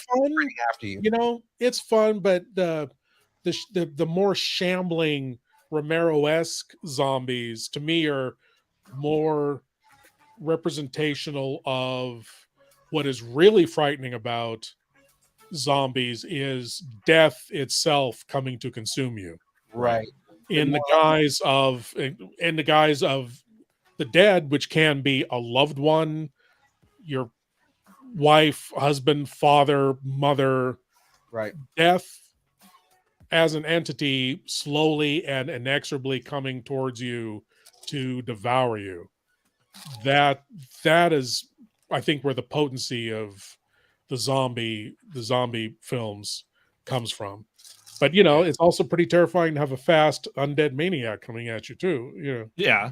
I feel like the fast zombie can lead toward more action aspects of it, where you start mowing them down. Yeah. Or you get the hybrid like in I Am Legend. Well, vampire zombie. That's not a vampire zombie. That's why I was like, those are like a hybrid. Vampires. I mean, to me, the best telling of that story was Vincent Price's The Last Man on Earth. Oh, absolutely. That was fantastic. And they were vampires. Yes. Like in the novel, just make them vampires. Make these things full out vampires. Right. Just like the novel. You don't need to improve on that. You don't need to improve that on that monster for a film retelling of that story. Which I know they're working on a sequel, and somehow Will Smith's character is coming back. I don't know how, but well, it depends which ending you watch. It's true, but I guess the official ending is that he died. So it's like, okay, so how are they making him come back? Just because someone dies in a horror movie doesn't mean they're dead. Fair enough. Yeah, I'd so much rather. There's a film I would rather see remade rather than a sequel made to that other version of it. That's the thing. That's the thing. I think I think it takes. What I was going back earlier, like remakes, is if they're done well, they're done well. If they're done bad, they're done horribly. Exactly. I don't like the 2005 The Fog in comparison to the original. I never saw the remake because I didn't need to. That first one is great. Yeah. The first one is wonderful. Yeah. Right. And I would rather see, because on my show I do primarily public domain films. Yeah. A lot of them are fun but not that great, but have really good ideas in them. Remake some of those with good actors and good budgets. Remake some of those, Well, the 99 House on Haunted Hill. Jeffrey Rush was a fantastic Vincent Price. Yes, he was. He definitely was. And that was fun. That was a fun film. 13 Ghosts, Ghost Ship. Those were remakes too. And yeah, they were fine. Yeah. 13 wasn't bad, man. I actually like that. That was one of those movies that I went back and watched multiple times. Yeah. 30 Days a Night, good vampire movie. Yeah, very good vampire film. Yeah. And actually, and a comic. Yeah. and an idea that I don't know how nobody thought of it before. It's like you have 30 days of night in Barrow, Alaska. Why didn't anybody think? Of course, vampires. Right. Of course. That's one of those like light bulb over the head moments. Like, yes, of course, that writes itself, right? Yeah, it's a great story.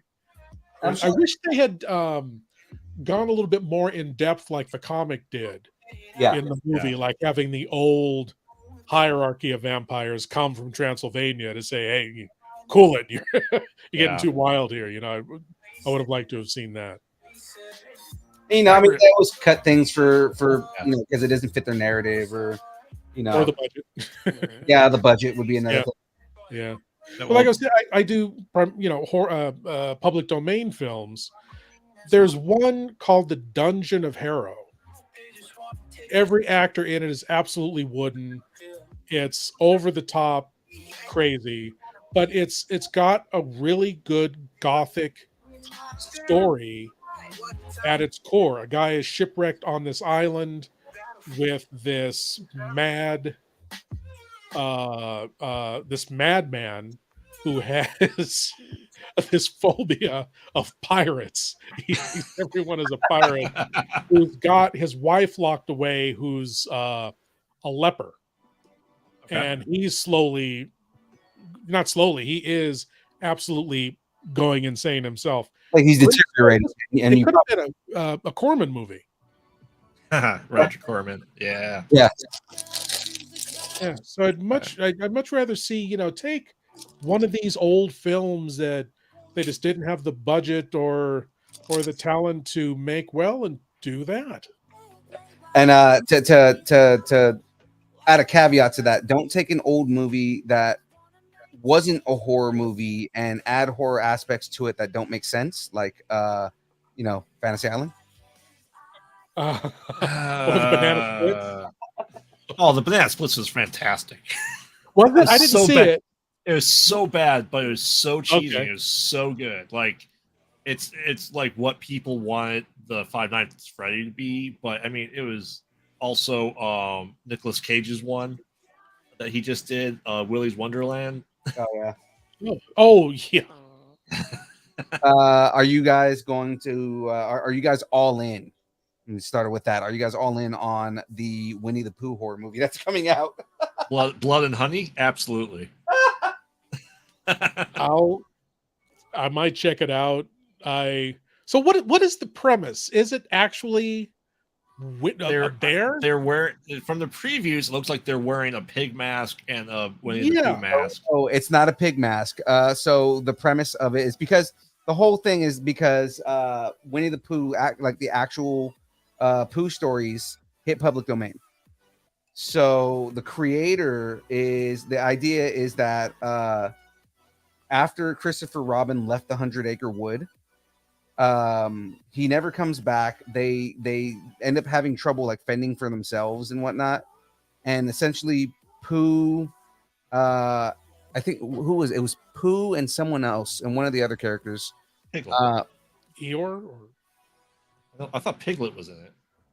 I know it might be Eeyore, actually. It might be Pooh and Eeyore go crazy and they cannibalize Piglet.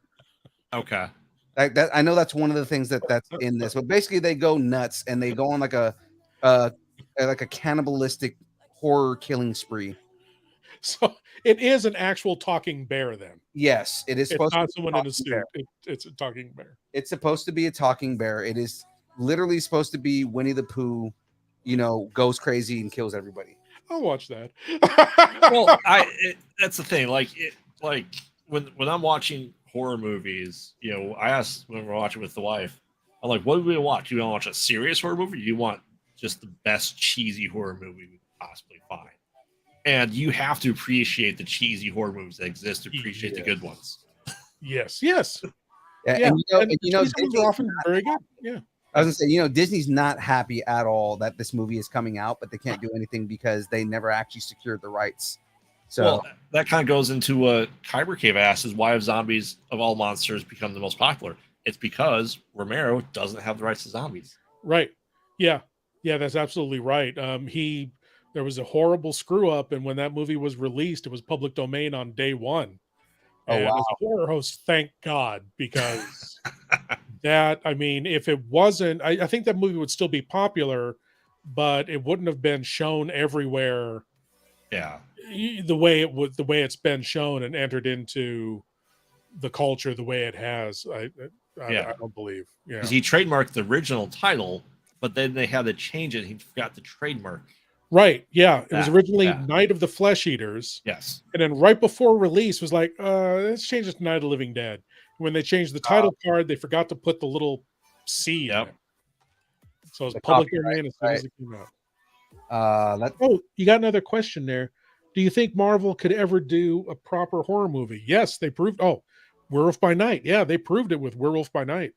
But it's not gonna. It's gonna be kind of like Midnight Suns or the horror arm of it. But I don't think it'll ever be horror. It's still gonna be superhero. yeah, it'll still be. It definitely is going to still be superhero. I know that they already it leaked that they're planning a Midnight Suns movie. So if they're going to do Midnight Suns, that means when we already have Doctor Strange, we're already going to get Blade pretty soon. To get the original guys down, the only person we're missing to do the original Midnight Suns, because we also have Moon Knight now too, is Ghost Rider, and I mean he's already been talking about bringing Ghost Rider back. Both of them, right? Yeah, not necessarily, because he's been saying he wants to bring in Robbie Reyes because he likes that character better. But they're gonna bring in Nick Cage at some point. That's I mean, what I'm saying. especially with the multiverse, they could bring in Nick Cage, and Nick Cage could be Johnny Blaze. But I know they said that he enjoys Robbie Reyes better because Robbie Reyes becomes Cosmic Ghost Rider, so he'd rather do Robbie Reyes because he can do more with the story. I want to see Dracula, Tomb of Dracula, and Monster of Frankenstein. Oh, absolutely. I really want to see their take on it because they did a great story. It was just this one shot story on how Dracula became King of the Vampires. And if you flesh that out into a full like Werewolf by Night style special, oh yeah, that would be wonderful. Do you think it'd be better as a just specials or full on movies? I think it would work as a movie. I think it would work as a movie, or maybe they could, take the specials, do specials here and there, and then bring them all together into one universe. Because I like that Werewolf by Night built a Monster Hunter universe. Yes. Yeah. Okay, you've got that set up. Let's bring in the classic monsters of that. I'm fine with that.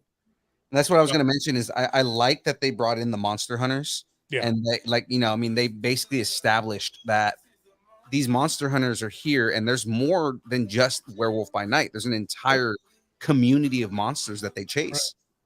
Right. If they keep the atmosphere the same way and just keep in mind that creepy, lush, gloomy, gothic feel that it had, along with there was some steampunk in there too. Yeah. With some of the characters, that works in there if you bring in technology to it. I thought everything about Werewolf by Night worked. Continue that aesthetic through, and I think it would be wonderful. I think Do you think they'll bring on the monsters as villains or as heroes? I want to see them brought on as monsters. I want to see the Frankenstein monster brought on as this misunderstood yet extremely dangerous hulking thing. I want to see Dracula brought on as this supremely evil mastermind, kind of just evil vampire character that he was. The zombie, I was a big fan of the zombie comics, the zombie magazine comics that they did. And just, he was just this, he was very close to the Frankenstein monster, and that there was a consciousness in there that was kind of dulled by his death, but it was still there. And there were vague memories in the back of his mind. I don't remember him ever eating flesh, though. He didn't. He probably couldn't have in the comics, right? Back then. I No, don't yeah, think he ever did. He was just a zombie. He was more of he was a voodoo zombie. So no. He right. wasn't Well, a- the original zombies, yeah, we do zombies. I honestly think it's going to be a lot more nuanced than that. I don't. The way that the way that Marvel's really good at their storytelling is, like look at Man Thing, right? Like they started off with him being just like this giant monster, and then you realize that he's just he's misunderstood, Mhm. and that he's not really trying to hurt anybody. He's just trying to live his life and get away from people. Mhm. So I think the way that Marvel handles their properties, I think that they're going to make it a lot more nuanced than it just being good and evil. I hope Well, so. I mean, a good villain has a relatable side to them. Right. Sometimes, like Thanos. He was a Yeah. fantastic villain, but they toned him out though. Maybe not as long as they should. Maybe Kang will be more fleshed out and more nuanced of a character. But yeah, as they're saying, there's probably gonna be good monsters versus evil monsters. Yeah, and I was talking about like Thanos is a lot more fleshed out than he was in the comics, and you have way more storytelling in the comics than you have in these movies, because Thanos, his only motivation was I'm in love with death. Yeah, I'm in love with death, and I want to impress her, so I'm going to kill as many people as possible. Right. You know? Yeah. Well, in Werewolf by Night, you had a couple of villains. You had the Scottish monster hunter, Yeah. who ended up being very devious, and then the monster hunter's widow. Yeah. ended up Well, being I mean, so none of those monsters were villains. They were all the monsters in that were being used. yeah, Which they're is not a built. hallmark They're of the Frankenstein monster. Really, he was used right. very often. Right. Well, I think in those type when you have like Van Helsing's and stuff like that, that in order to stop the monsters, they become monstrous themselves, and then you get the Right. evil nature of human involved with it. Who's who's the real monster type? Right. Stuff like that. Which again, So I mean, that's a great tactic in storytelling. You tend to get better storytelling when it's not just the good versus evil. It's like you have even the good guys have their tendencies to be the bad guy. anti-heroes. Yeah. That's right. That's right. Yeah. As long as the storytelling is good, I'm all on board. Yeah, same. I'm all on board with it. But you mentioned the Mummy earlier, the latest version of the Mummy. I didn't even understand what they were going for with that. What is this? Why are you doing this? It's one of those movies I started watching. I started watching when I was able to on like on demand. I couldn't get through that movie. I was just like, I just don't understand what's happening, and they're kind of jumping between like different issues that are going on in the movie, and I don't even understand the Mummy's motivation. Like this is just it's because the Mummy doesn't necessarily need motivation, but it's like the way you're building this movie, this character needs motivation, and it's like I don't understand what you guys are doing here, and I had to turn it off. I couldn't keep watching it. Yeah. I think they're trying to. Yeah, I think they're trying to recreate the feel of Brendan Fraser's Mummy. Definitely were, and again, but the thing is that you look at the plot with his version of the Mummy, and there is motivation behind that character. Like you know, from the beginning, he's in love with the Nuxuna Moon. So I mean, like his whole thing is, I'm trying to reanimate. Since I was cursed with this, I want to reanimate my love. Right back to the original. Oh, Amotep, absolutely. Right back to the original. Yeah. They but in the most recent one, the Tom Cruise one, they tried to make it this grand, bizarre adventure, kind of superhero in nature. You didn't need all that action. It was just a mess. It was just a real mess. And the Dr. Jekyll was laughable in that. I mean, oh yeah, what are you doing? Yeah. I enjoyed with Brendan Fraser's one, like it was a self-contained story within Egypt. It wasn't like a globe-trotting story. Yes. Later on, it was when they started doing like the second one and everything like that. They started going to England and everything. But like in the original, in the first movie, it wasn't like this big globe-trotting adventure. It was, it was contained in Egypt. Yeah. Yeah, you don't necessarily need worldwide stakes for a good horror film. Right. Yeah. It's just if the people in the movie are in peril and they've got to save themselves from the monster, the situation, whatever. You don't need the entire world doesn't need to be in danger. A lot of recent, except for Strange New Worlds, which I think is fantastic, but a lot of new Star Trek suffers from that, is that it's always got to be a huge galactic threat every couple of months, whereas Strange New Worlds is just, they're telling Star Trek stories and doing extremely well. Very, very well. I really enjoy that series. But the stakes don't have to be cosmic in order to tell a good story. Right. 100%. Yeah. It's where Hollywood like loses everything is they stop focusing on making good stories and they look for spectacle. And it's like, we're not looking for spectacle. We want good stories. Yes. The reason that Marvel does so well with what they're doing is because they spent 20 years doing good storytelling. So it's like, they've built this giant narrative across, 20 something movies. So it's like, We're up to 25-ish now. something like that. It's a ridiculous amount of movies at this point. But I mean, but that's the big thing is that they've built a narrative, that the storytelling is good, and now all they do is just add on to the story. And they kind of backed into it too. I mean, they started with Iron Man, Right. which was nothing when that movie came out. I mean, Iron Man, yes, a character, but not one of the most popular. Absolutely not. This character at best. Yeah, and they hit that one out of the park. Mhm. Whereas they could have started with the Avengers and it would have flopped because there were no personal stakes in there. You didn't know each of these characters. Right. You didn't, but you had all of these films to build up who these people were. Then you bring them together on this grand adventure. It's excellent, just incredibly well done. Marvel really knows what they're doing for the most part. Because I gotta say, I did not like Ragnarok, and I really did not like Love and Thunder. Really, you didn't like Ragnarok? I did not, because I felt that everything about it was far too jokey, and that was worse than Love and Thunder. Every time they came close to an actual kind of emotional story point, Just he get had the next beat. Waititi Yeah. had to throw a joke in there.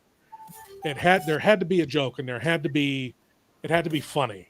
There had to be something, and it's like I didn't care for them. I didn't care for either one of them. Waititi's kind of cringe humor, Yeah. as it is. He A is. lot of his other stuff.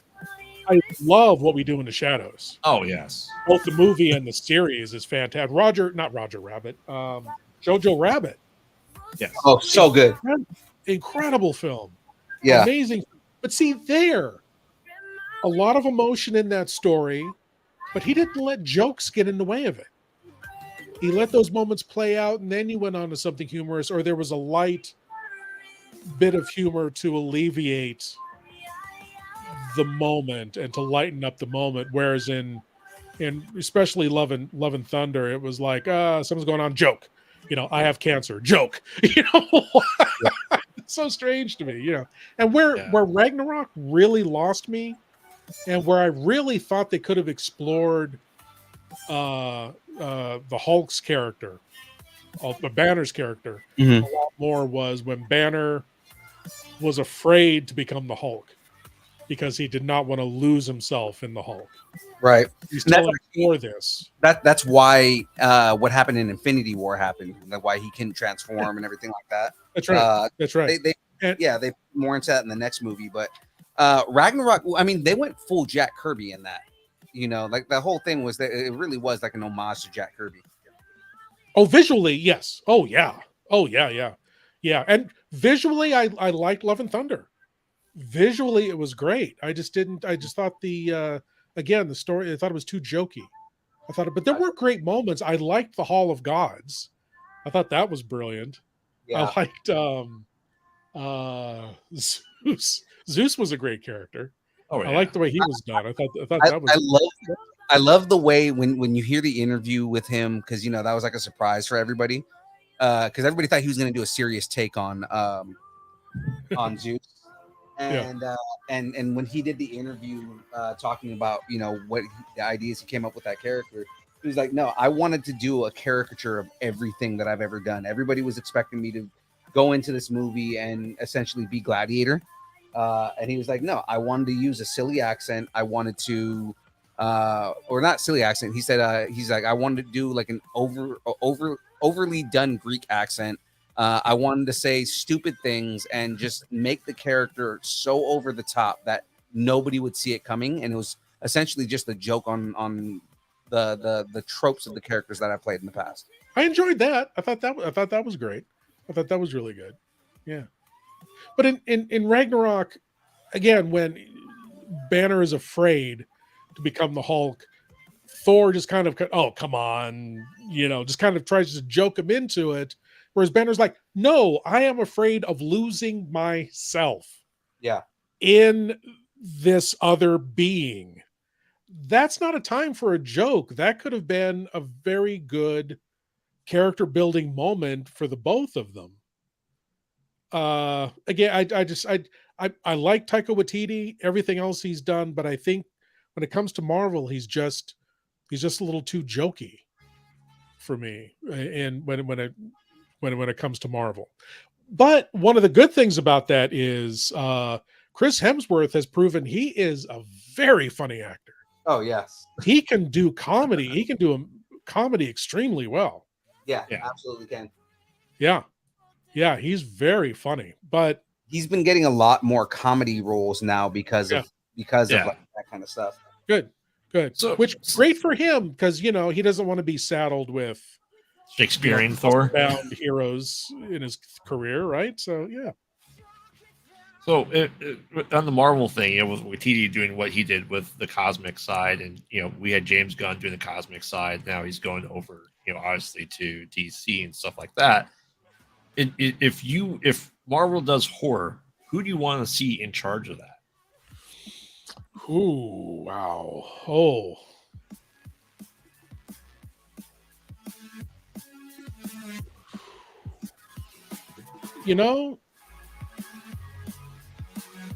Just because he has such a good aesthetic for period movies like Captain America and the Rocketeer, I would say Jay Johnston. Okay. I'd like to see his take on a Marvel horror film because, first I would love to see him do Doc Savage. I think a Jay Johnston Doc Savage film would be fantastic because I love the Rocketeer. I thought he did a fantastic job with Captain America. He's got a good feel for that era. That era, yeah. Because he has that kind of older sensibility and an obvious respect for old time filmmaking, I'd like to see what he could do. Do you think that we should get Sam Raimi back into it and do because he's done Darkman, he's done the Spider-Man trilogy. We know he can do comic book movies. Do you think as a head of the horror, you think he'd be good? Yeah. As the head of the horror department. Yeah. I don't know. I mean, the ultimate head will be Kevin Feige, right? Right. He runs the universe over there. Yeah, that man's vision is just unmatched. Yeah. Has anybody? No spoilers, but has anybody seen the last episode of the She-Hulk? Yeah. Oh yeah, I loved it, man. I was already on board because of all the fourth wall breaking that was going on. Yes. Like if you understand the fourth wall breaking that She-Hulk that's involved in She-Hulk. Yeah. It was great, and it's just like, there's only three characters in the comic books that break the fourth wall like that. She-Hulk, Deadpool, and then a lot of people don't realize the Joker does that too. Yeah, the Joker actually does a lot of fourth wall breaking. But yeah, just the way that the ending of that show, where I was like, really, this is the way we're gonna end it, and then he invades everything, and then Feige is K-A-V-I-N. Yeah. And he's a robot, and I'm like, that is the greatest. That is hilarious. That is hilarious. He Yeah. said when the writers approached him with that, he was like, "That's the best thing ever. Do it." Well, I want to see She-Hulk and Deadpool meet, and they invade each other's fourth wall break. That's got to happen, right? Yeah, Yeah. that's got to happen. Who are Yeah. you talking to? Who are you talking to? Yeah, that's got to happen. That's definitely got to happen. Deadpool already has that joke in the first movie. He goes, "Fourth wall break and a fourth wall break. It's like 16 walls." Yeah.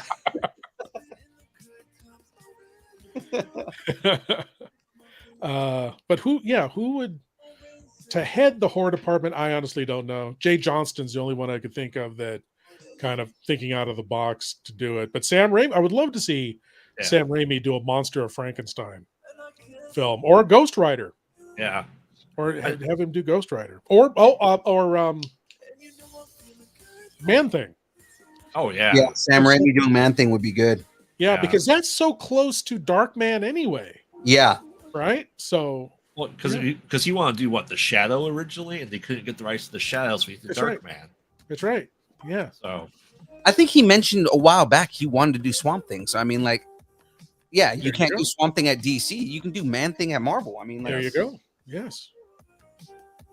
I know. In the at New Rockstars they discussed Jordan Peele doing stuff for Marvel. I'm like, I want Jordan Peele to do his own thing. I don't want him to be amalgamated into Marvel necessarily. Yeah, give him a free hand. Don't let him write and do his own stuff. Yeah. That being said, if I won like a big lottery tomorrow, I would call Jordan Peele and say, do a remake of Blackula, money's no object. oh yes, See you know, what he would love to do that. Blackula? Oh, Yes, you know he would have so much fun doing that. Oh, because it's a great vampire film. Anyway, a lot of people don't, I think, realize what a really good general vampire film that is, and the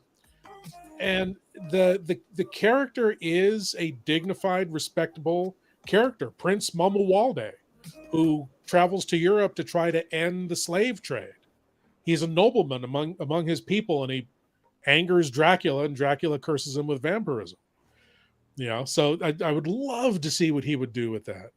I think that would be so fantastic. I think he's a big blaxploitation nerd anyway. So I mean, I think he would do a great job doing that. I want to see Jordan Peele do a slasher.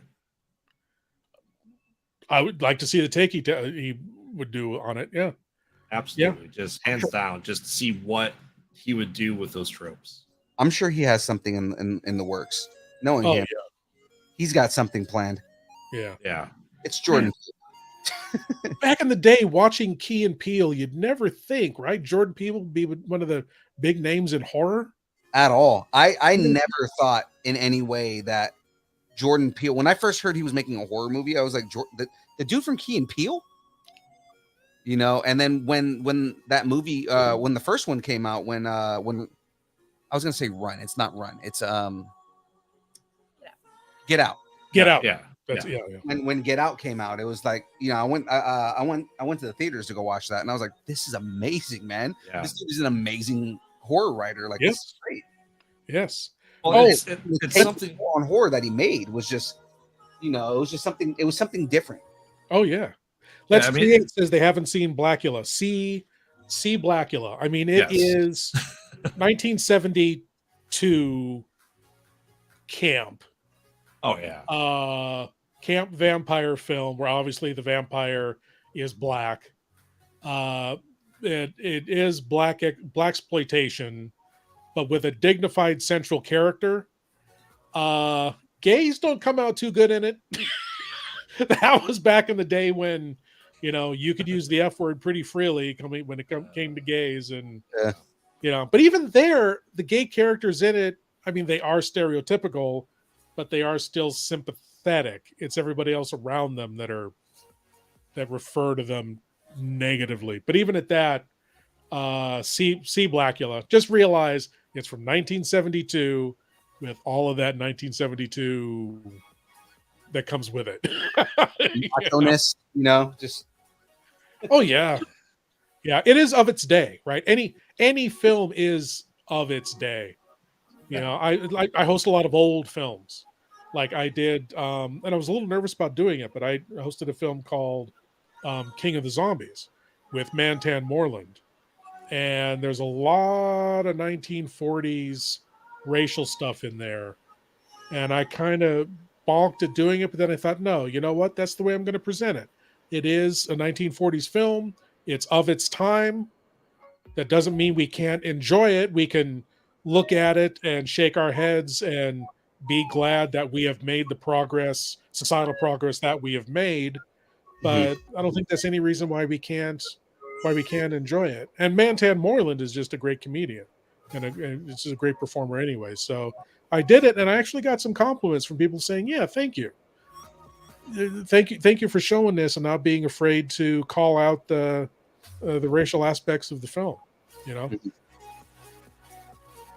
if you're gonna have, if you like old films, you kind of develop a second skin when it comes to that. You know, Right. you gotta just go, "Oh my God, really? They could." That was back then. You know, that was 30s, 40s, 50s. Yeah, and it's kind of like you almost have to with just the way that some of those movies are. So it's like, yeah, think of like White Christmas, right? Oh yeah, yeah. Breakfast at Tiffany's. Yeah. Breakfast at Tiffany's. That Mickey Rooney, Japanese character that comes out of the blue. Yeah, you've got this comedy, and then all of a sudden, this cartoon character, offensive cartoon character, comes out of the blue. It's just amazing. But it is, they are of their time. Right. Yeah, they are what they were. Well, I mentioned this earlier, off mic, but we have completely lost track of time. Yes, we have, haven't we? But again, and I mentioned this, it might happen because we never even did the bracket. But I mean, it's because we had such a good conversation with all the horror that we've been talking about. You know, I mean, again, it's always nice when you can nerd out with people that are like-minded, right? Oh yeah, I enjoy it. Yeah. So I mean, we have run out of time. I did not finish the build today, so I'm going to end up finishing this next week. We just got to do 2 brackets next episode. I know, right? But just to show you guys here, right? So I've got the castle and everything in the front right here. I feel like the bracket is supplemental to a really good conversation that's happening, and Yeah. And the person has time to stick around. So right there, but then there's this other land with the big king bomb on the front right there. Nice. Huh. And Wow, this, I don't know if you guys noticed this, but on the first land, there's a little Mario in the front right here, and there's a little Peach in the back right there. Yeah. Oh wow. Little Peach. Little Peach. But then this is the Penguin world, right? So like I'm building this one right now. Wow. And I didn't show this to you earlier, but you know, this is the actual box right here. You see, it's like a question box, like one that Mario would jump and hit, right? Yeah. And when you push down on the top right there. Oh, yeah. So this right here that pushes down. Will the Mario thing work on there? Yeah, it does actually. Oh, what does it do? We don't know yet. We don't know yet. So he makes like little noises, but there's a little Bowser in here. Nice. So, Lego's come a long way since I was a kid. Oh yeah. I mean, ideally, Really? why I continue to build them and do the stuff on the show. You should see all the stuff that's behind, like in on the opposite side over that way. Because I have everything up there. Actually, if you look up here, Our house is covered in Lego. it's upside wow. down, but like, you know, it's a whole bunch of Lego up there. Not as much as there is in front of him. You ever build monster models? No, but you know, I have He'll like some build Harry Potter anything. stuff. Like I have a big old Harry Potter ship up there. Oh, nice. All right. That's a 3D puzzle that I thought was Lego. That was an interesting Christmas. Which actually, I do have another 3D puzzle. It's another Hogwarts school one. Oh, wow. Camera here. Yeah, I was so excited because he always builds like Marvel or Star Wars or Disney, and I was like, okay, you do you're called distance nerding, and you haven't done a single Harry Potter like Lego, and people nerd out on Harry Potter. the whole world because of it. And so I was at Costco. I saw that they had a kit, and I was like, okay. And it's not weird. It's practical. I don't Christmas shop. I buy things for people throughout the year, and then I save them and give it to them for Christmas. Wow. Because I I wish don't. I could do that. It's hard. Like I just keep everything in the closet over there. But anyway, so I bought it like 4 months ahead of time. I had it in my trunk for the longest time, and so it's Christmas morning, and we're having our Christmas morning, and he opens it. He's like, oh my God, this is so cool. He's like, I think I'm going to build this on the stream. And I go, well, yeah, why wouldn't you? It's Lego. He's like, this isn't Lego. And I was like, what do you mean it's not Lego? And it was like, wah, wah. Like, it was so disappointing. But it was actually, it took a couple of weeks to It took do like it. almost 2 months to build that. Yeah. Yeah. Wow. It's completely made out of cardboard. So I mean, like a lot of it was just getting like the pieces bent and it's correctly. really and big. It's huge. It looked big, yeah. Yeah. So it's kind of like a supplemental Lego because Legos are expensive. Yeah. And he builds them really quick. So the 3D puzzle was a nice little buffer. Yeah. It was something new, something that you kind of had to use your brain for. So Got a nice little Easter egg for people who've been paying attention to some of the things that I've been doing the Phil Spencer and like, you know, putting Easter eggs in pictures that I post online to like, hey, if you look at this picture of the studio that I posted, you might see a future build in there that a lot of people don't know I have. You know, but yeah, guys, that is it for this week. I don't want to keep everybody too long. I already kept you an extra hour extra longer than we anticipated for. I So was having a great time. Thanks for the conversation. hell yeah, man. Great And fun. like I said, you know, have a great time. That's our big thing. But then anytime you want to come back, by all means, man. Thank you. Yeah, anytime. Let me know. You're welcome to come on and we can talk more horror, man. Because Thanks everybody that asked questions. Thank you very much. I mean, just we can talk. We generally got into film after a while. It wasn't even just horror. It was just film nerds in general. Yeah, exactly. Right. Yeah. Sure. But guys, before I let everybody go, I'm gonna do something here called the pluggables. I need you guys to give me all your plugs. Time out. What I do? You know what's funny is when you were giving them the rundown earlier, Uh-huh.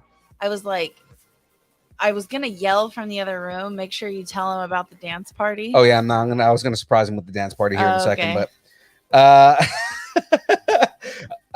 we're gonna do the pluggables right now. So pluggables is basically anything that you have coming up, any shows you have coming up, or for you specifically, like, you know, go ahead and plug your show or your social medias, everything like that. Anything you want to tell the listeners to check out, by all means, it is all on you, sir. Tell us about your pluggables. Well, please, by all means, check out lordbloodrah.com. That's where you'll find merchandise, schedule where you can see the TV show, Lord Blood-Rah's Wrackin Theater. I drop a new episode every Friday on the website, and every Saturday I drop a new episode of Lord Blood-Rah's Wrackin Auditorium, where I host old-time horror and science fiction radio shows. It's great stuff for the Halloween season, just best listened to in the dark. Some of these old radio shows are just as horrifying as modern horror films. It's real theater of the mind. Check them out. Right. And please do check out my YouTube channel, youtube.com/Lord Blood-Rah. A lot of episodes of the Wrackin Theater, Wrackin Auditorium. My previously Patreon exclusive series, The Cathode Zone, is all up there now, in which I host old TV shows like One Step Beyond, science fiction theater, that kind of thing. And coming Halloween Day, it's the premiere of the Unified Fear Theory, video essays on all aspects of horror. And the first episode is the life cycle of movie monsters. So that premieres on Halloween. If you're in the Bay Area, please come to Chiller Diller Theater at the Orinda Theater every third Saturday night of the month. This next one coming up in November is going to be Abbott and Costello Meet Frankenstein. We're going to skip December. Then we're coming back in January with King Kong versus Godzilla. Classic. So you get all that information at lordbloodrah.com. Awesome. Graveyard. Yes. I'm not sure if you're telling people your actual name or what you're, but I'm gonna just go by Graveyard. What you have on here. Give us your pluggables, man. Tell everybody where to find you and what you got coming up. Yeah, so like I said, I'm co-host of the Mostly Pod Out at Night. Mostly, we've been doing this for a couple of months now. This month alone, we've put out 8 episodes, where we discuss all things horror. We kind of go through. I said we start off with our favorites, going to the classic, the originations of horror. This month, they said we did the Hellraiser franchise, Halloween franchise, and we are recording and putting out for Halloween the VHS franchise reviews that we're doing. That's another series I haven't watched, but I've heard a lot of things about. Oh yeah, they're fantastic. Like I said, so yeah, we're on Instagram, Twitter, Facebook. You follow Kyber K Productions. They have our information as well. So yeah, that's what we're doing. We're just gonna go through that. Like I said, 32 movies in 31 days. October. Hell yeah. Excited for that too. La Yak, tell everybody where to find you if you have any pluggables here. So I'm on Instagram. I am temporarily public. So smoke them while you got them. And so Philippe has it on there. I am in a little bit of a season of the change. I'm still into my history stuff, and I've taken a pause on the writing because I need a break from it. So I'm having a little bit of a season of a change. So if you want to see the new things that I'm going to get into, then you can check them out there. And then, yeah, I'm just looking forward to the I'm working on putting together the next Distance Nerding special. I wanted to do like a Thanksgiving one, holiday one. But I think I might just do holidays in general and encompass that. So be on the lookout for that in the next couple of weeks.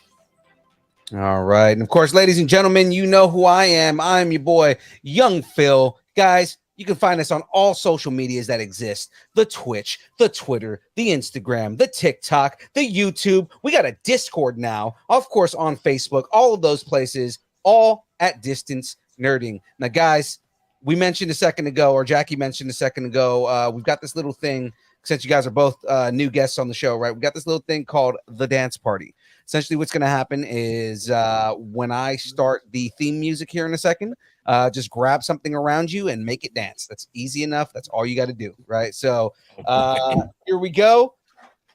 Jackie's going to give you the example. I got something for you, babe. Hold on. Favorite. Yeah, no, your favorite one, right? There you go. Here we go. Let's do this. Dang it. There we go. You guys got it. We're going to start here.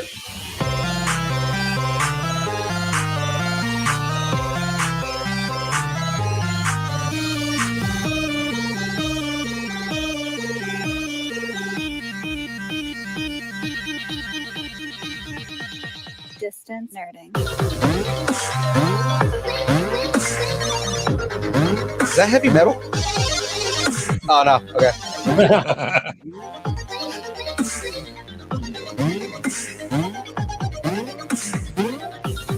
Let's go. Okie dokie. It's me, Mario. Opa.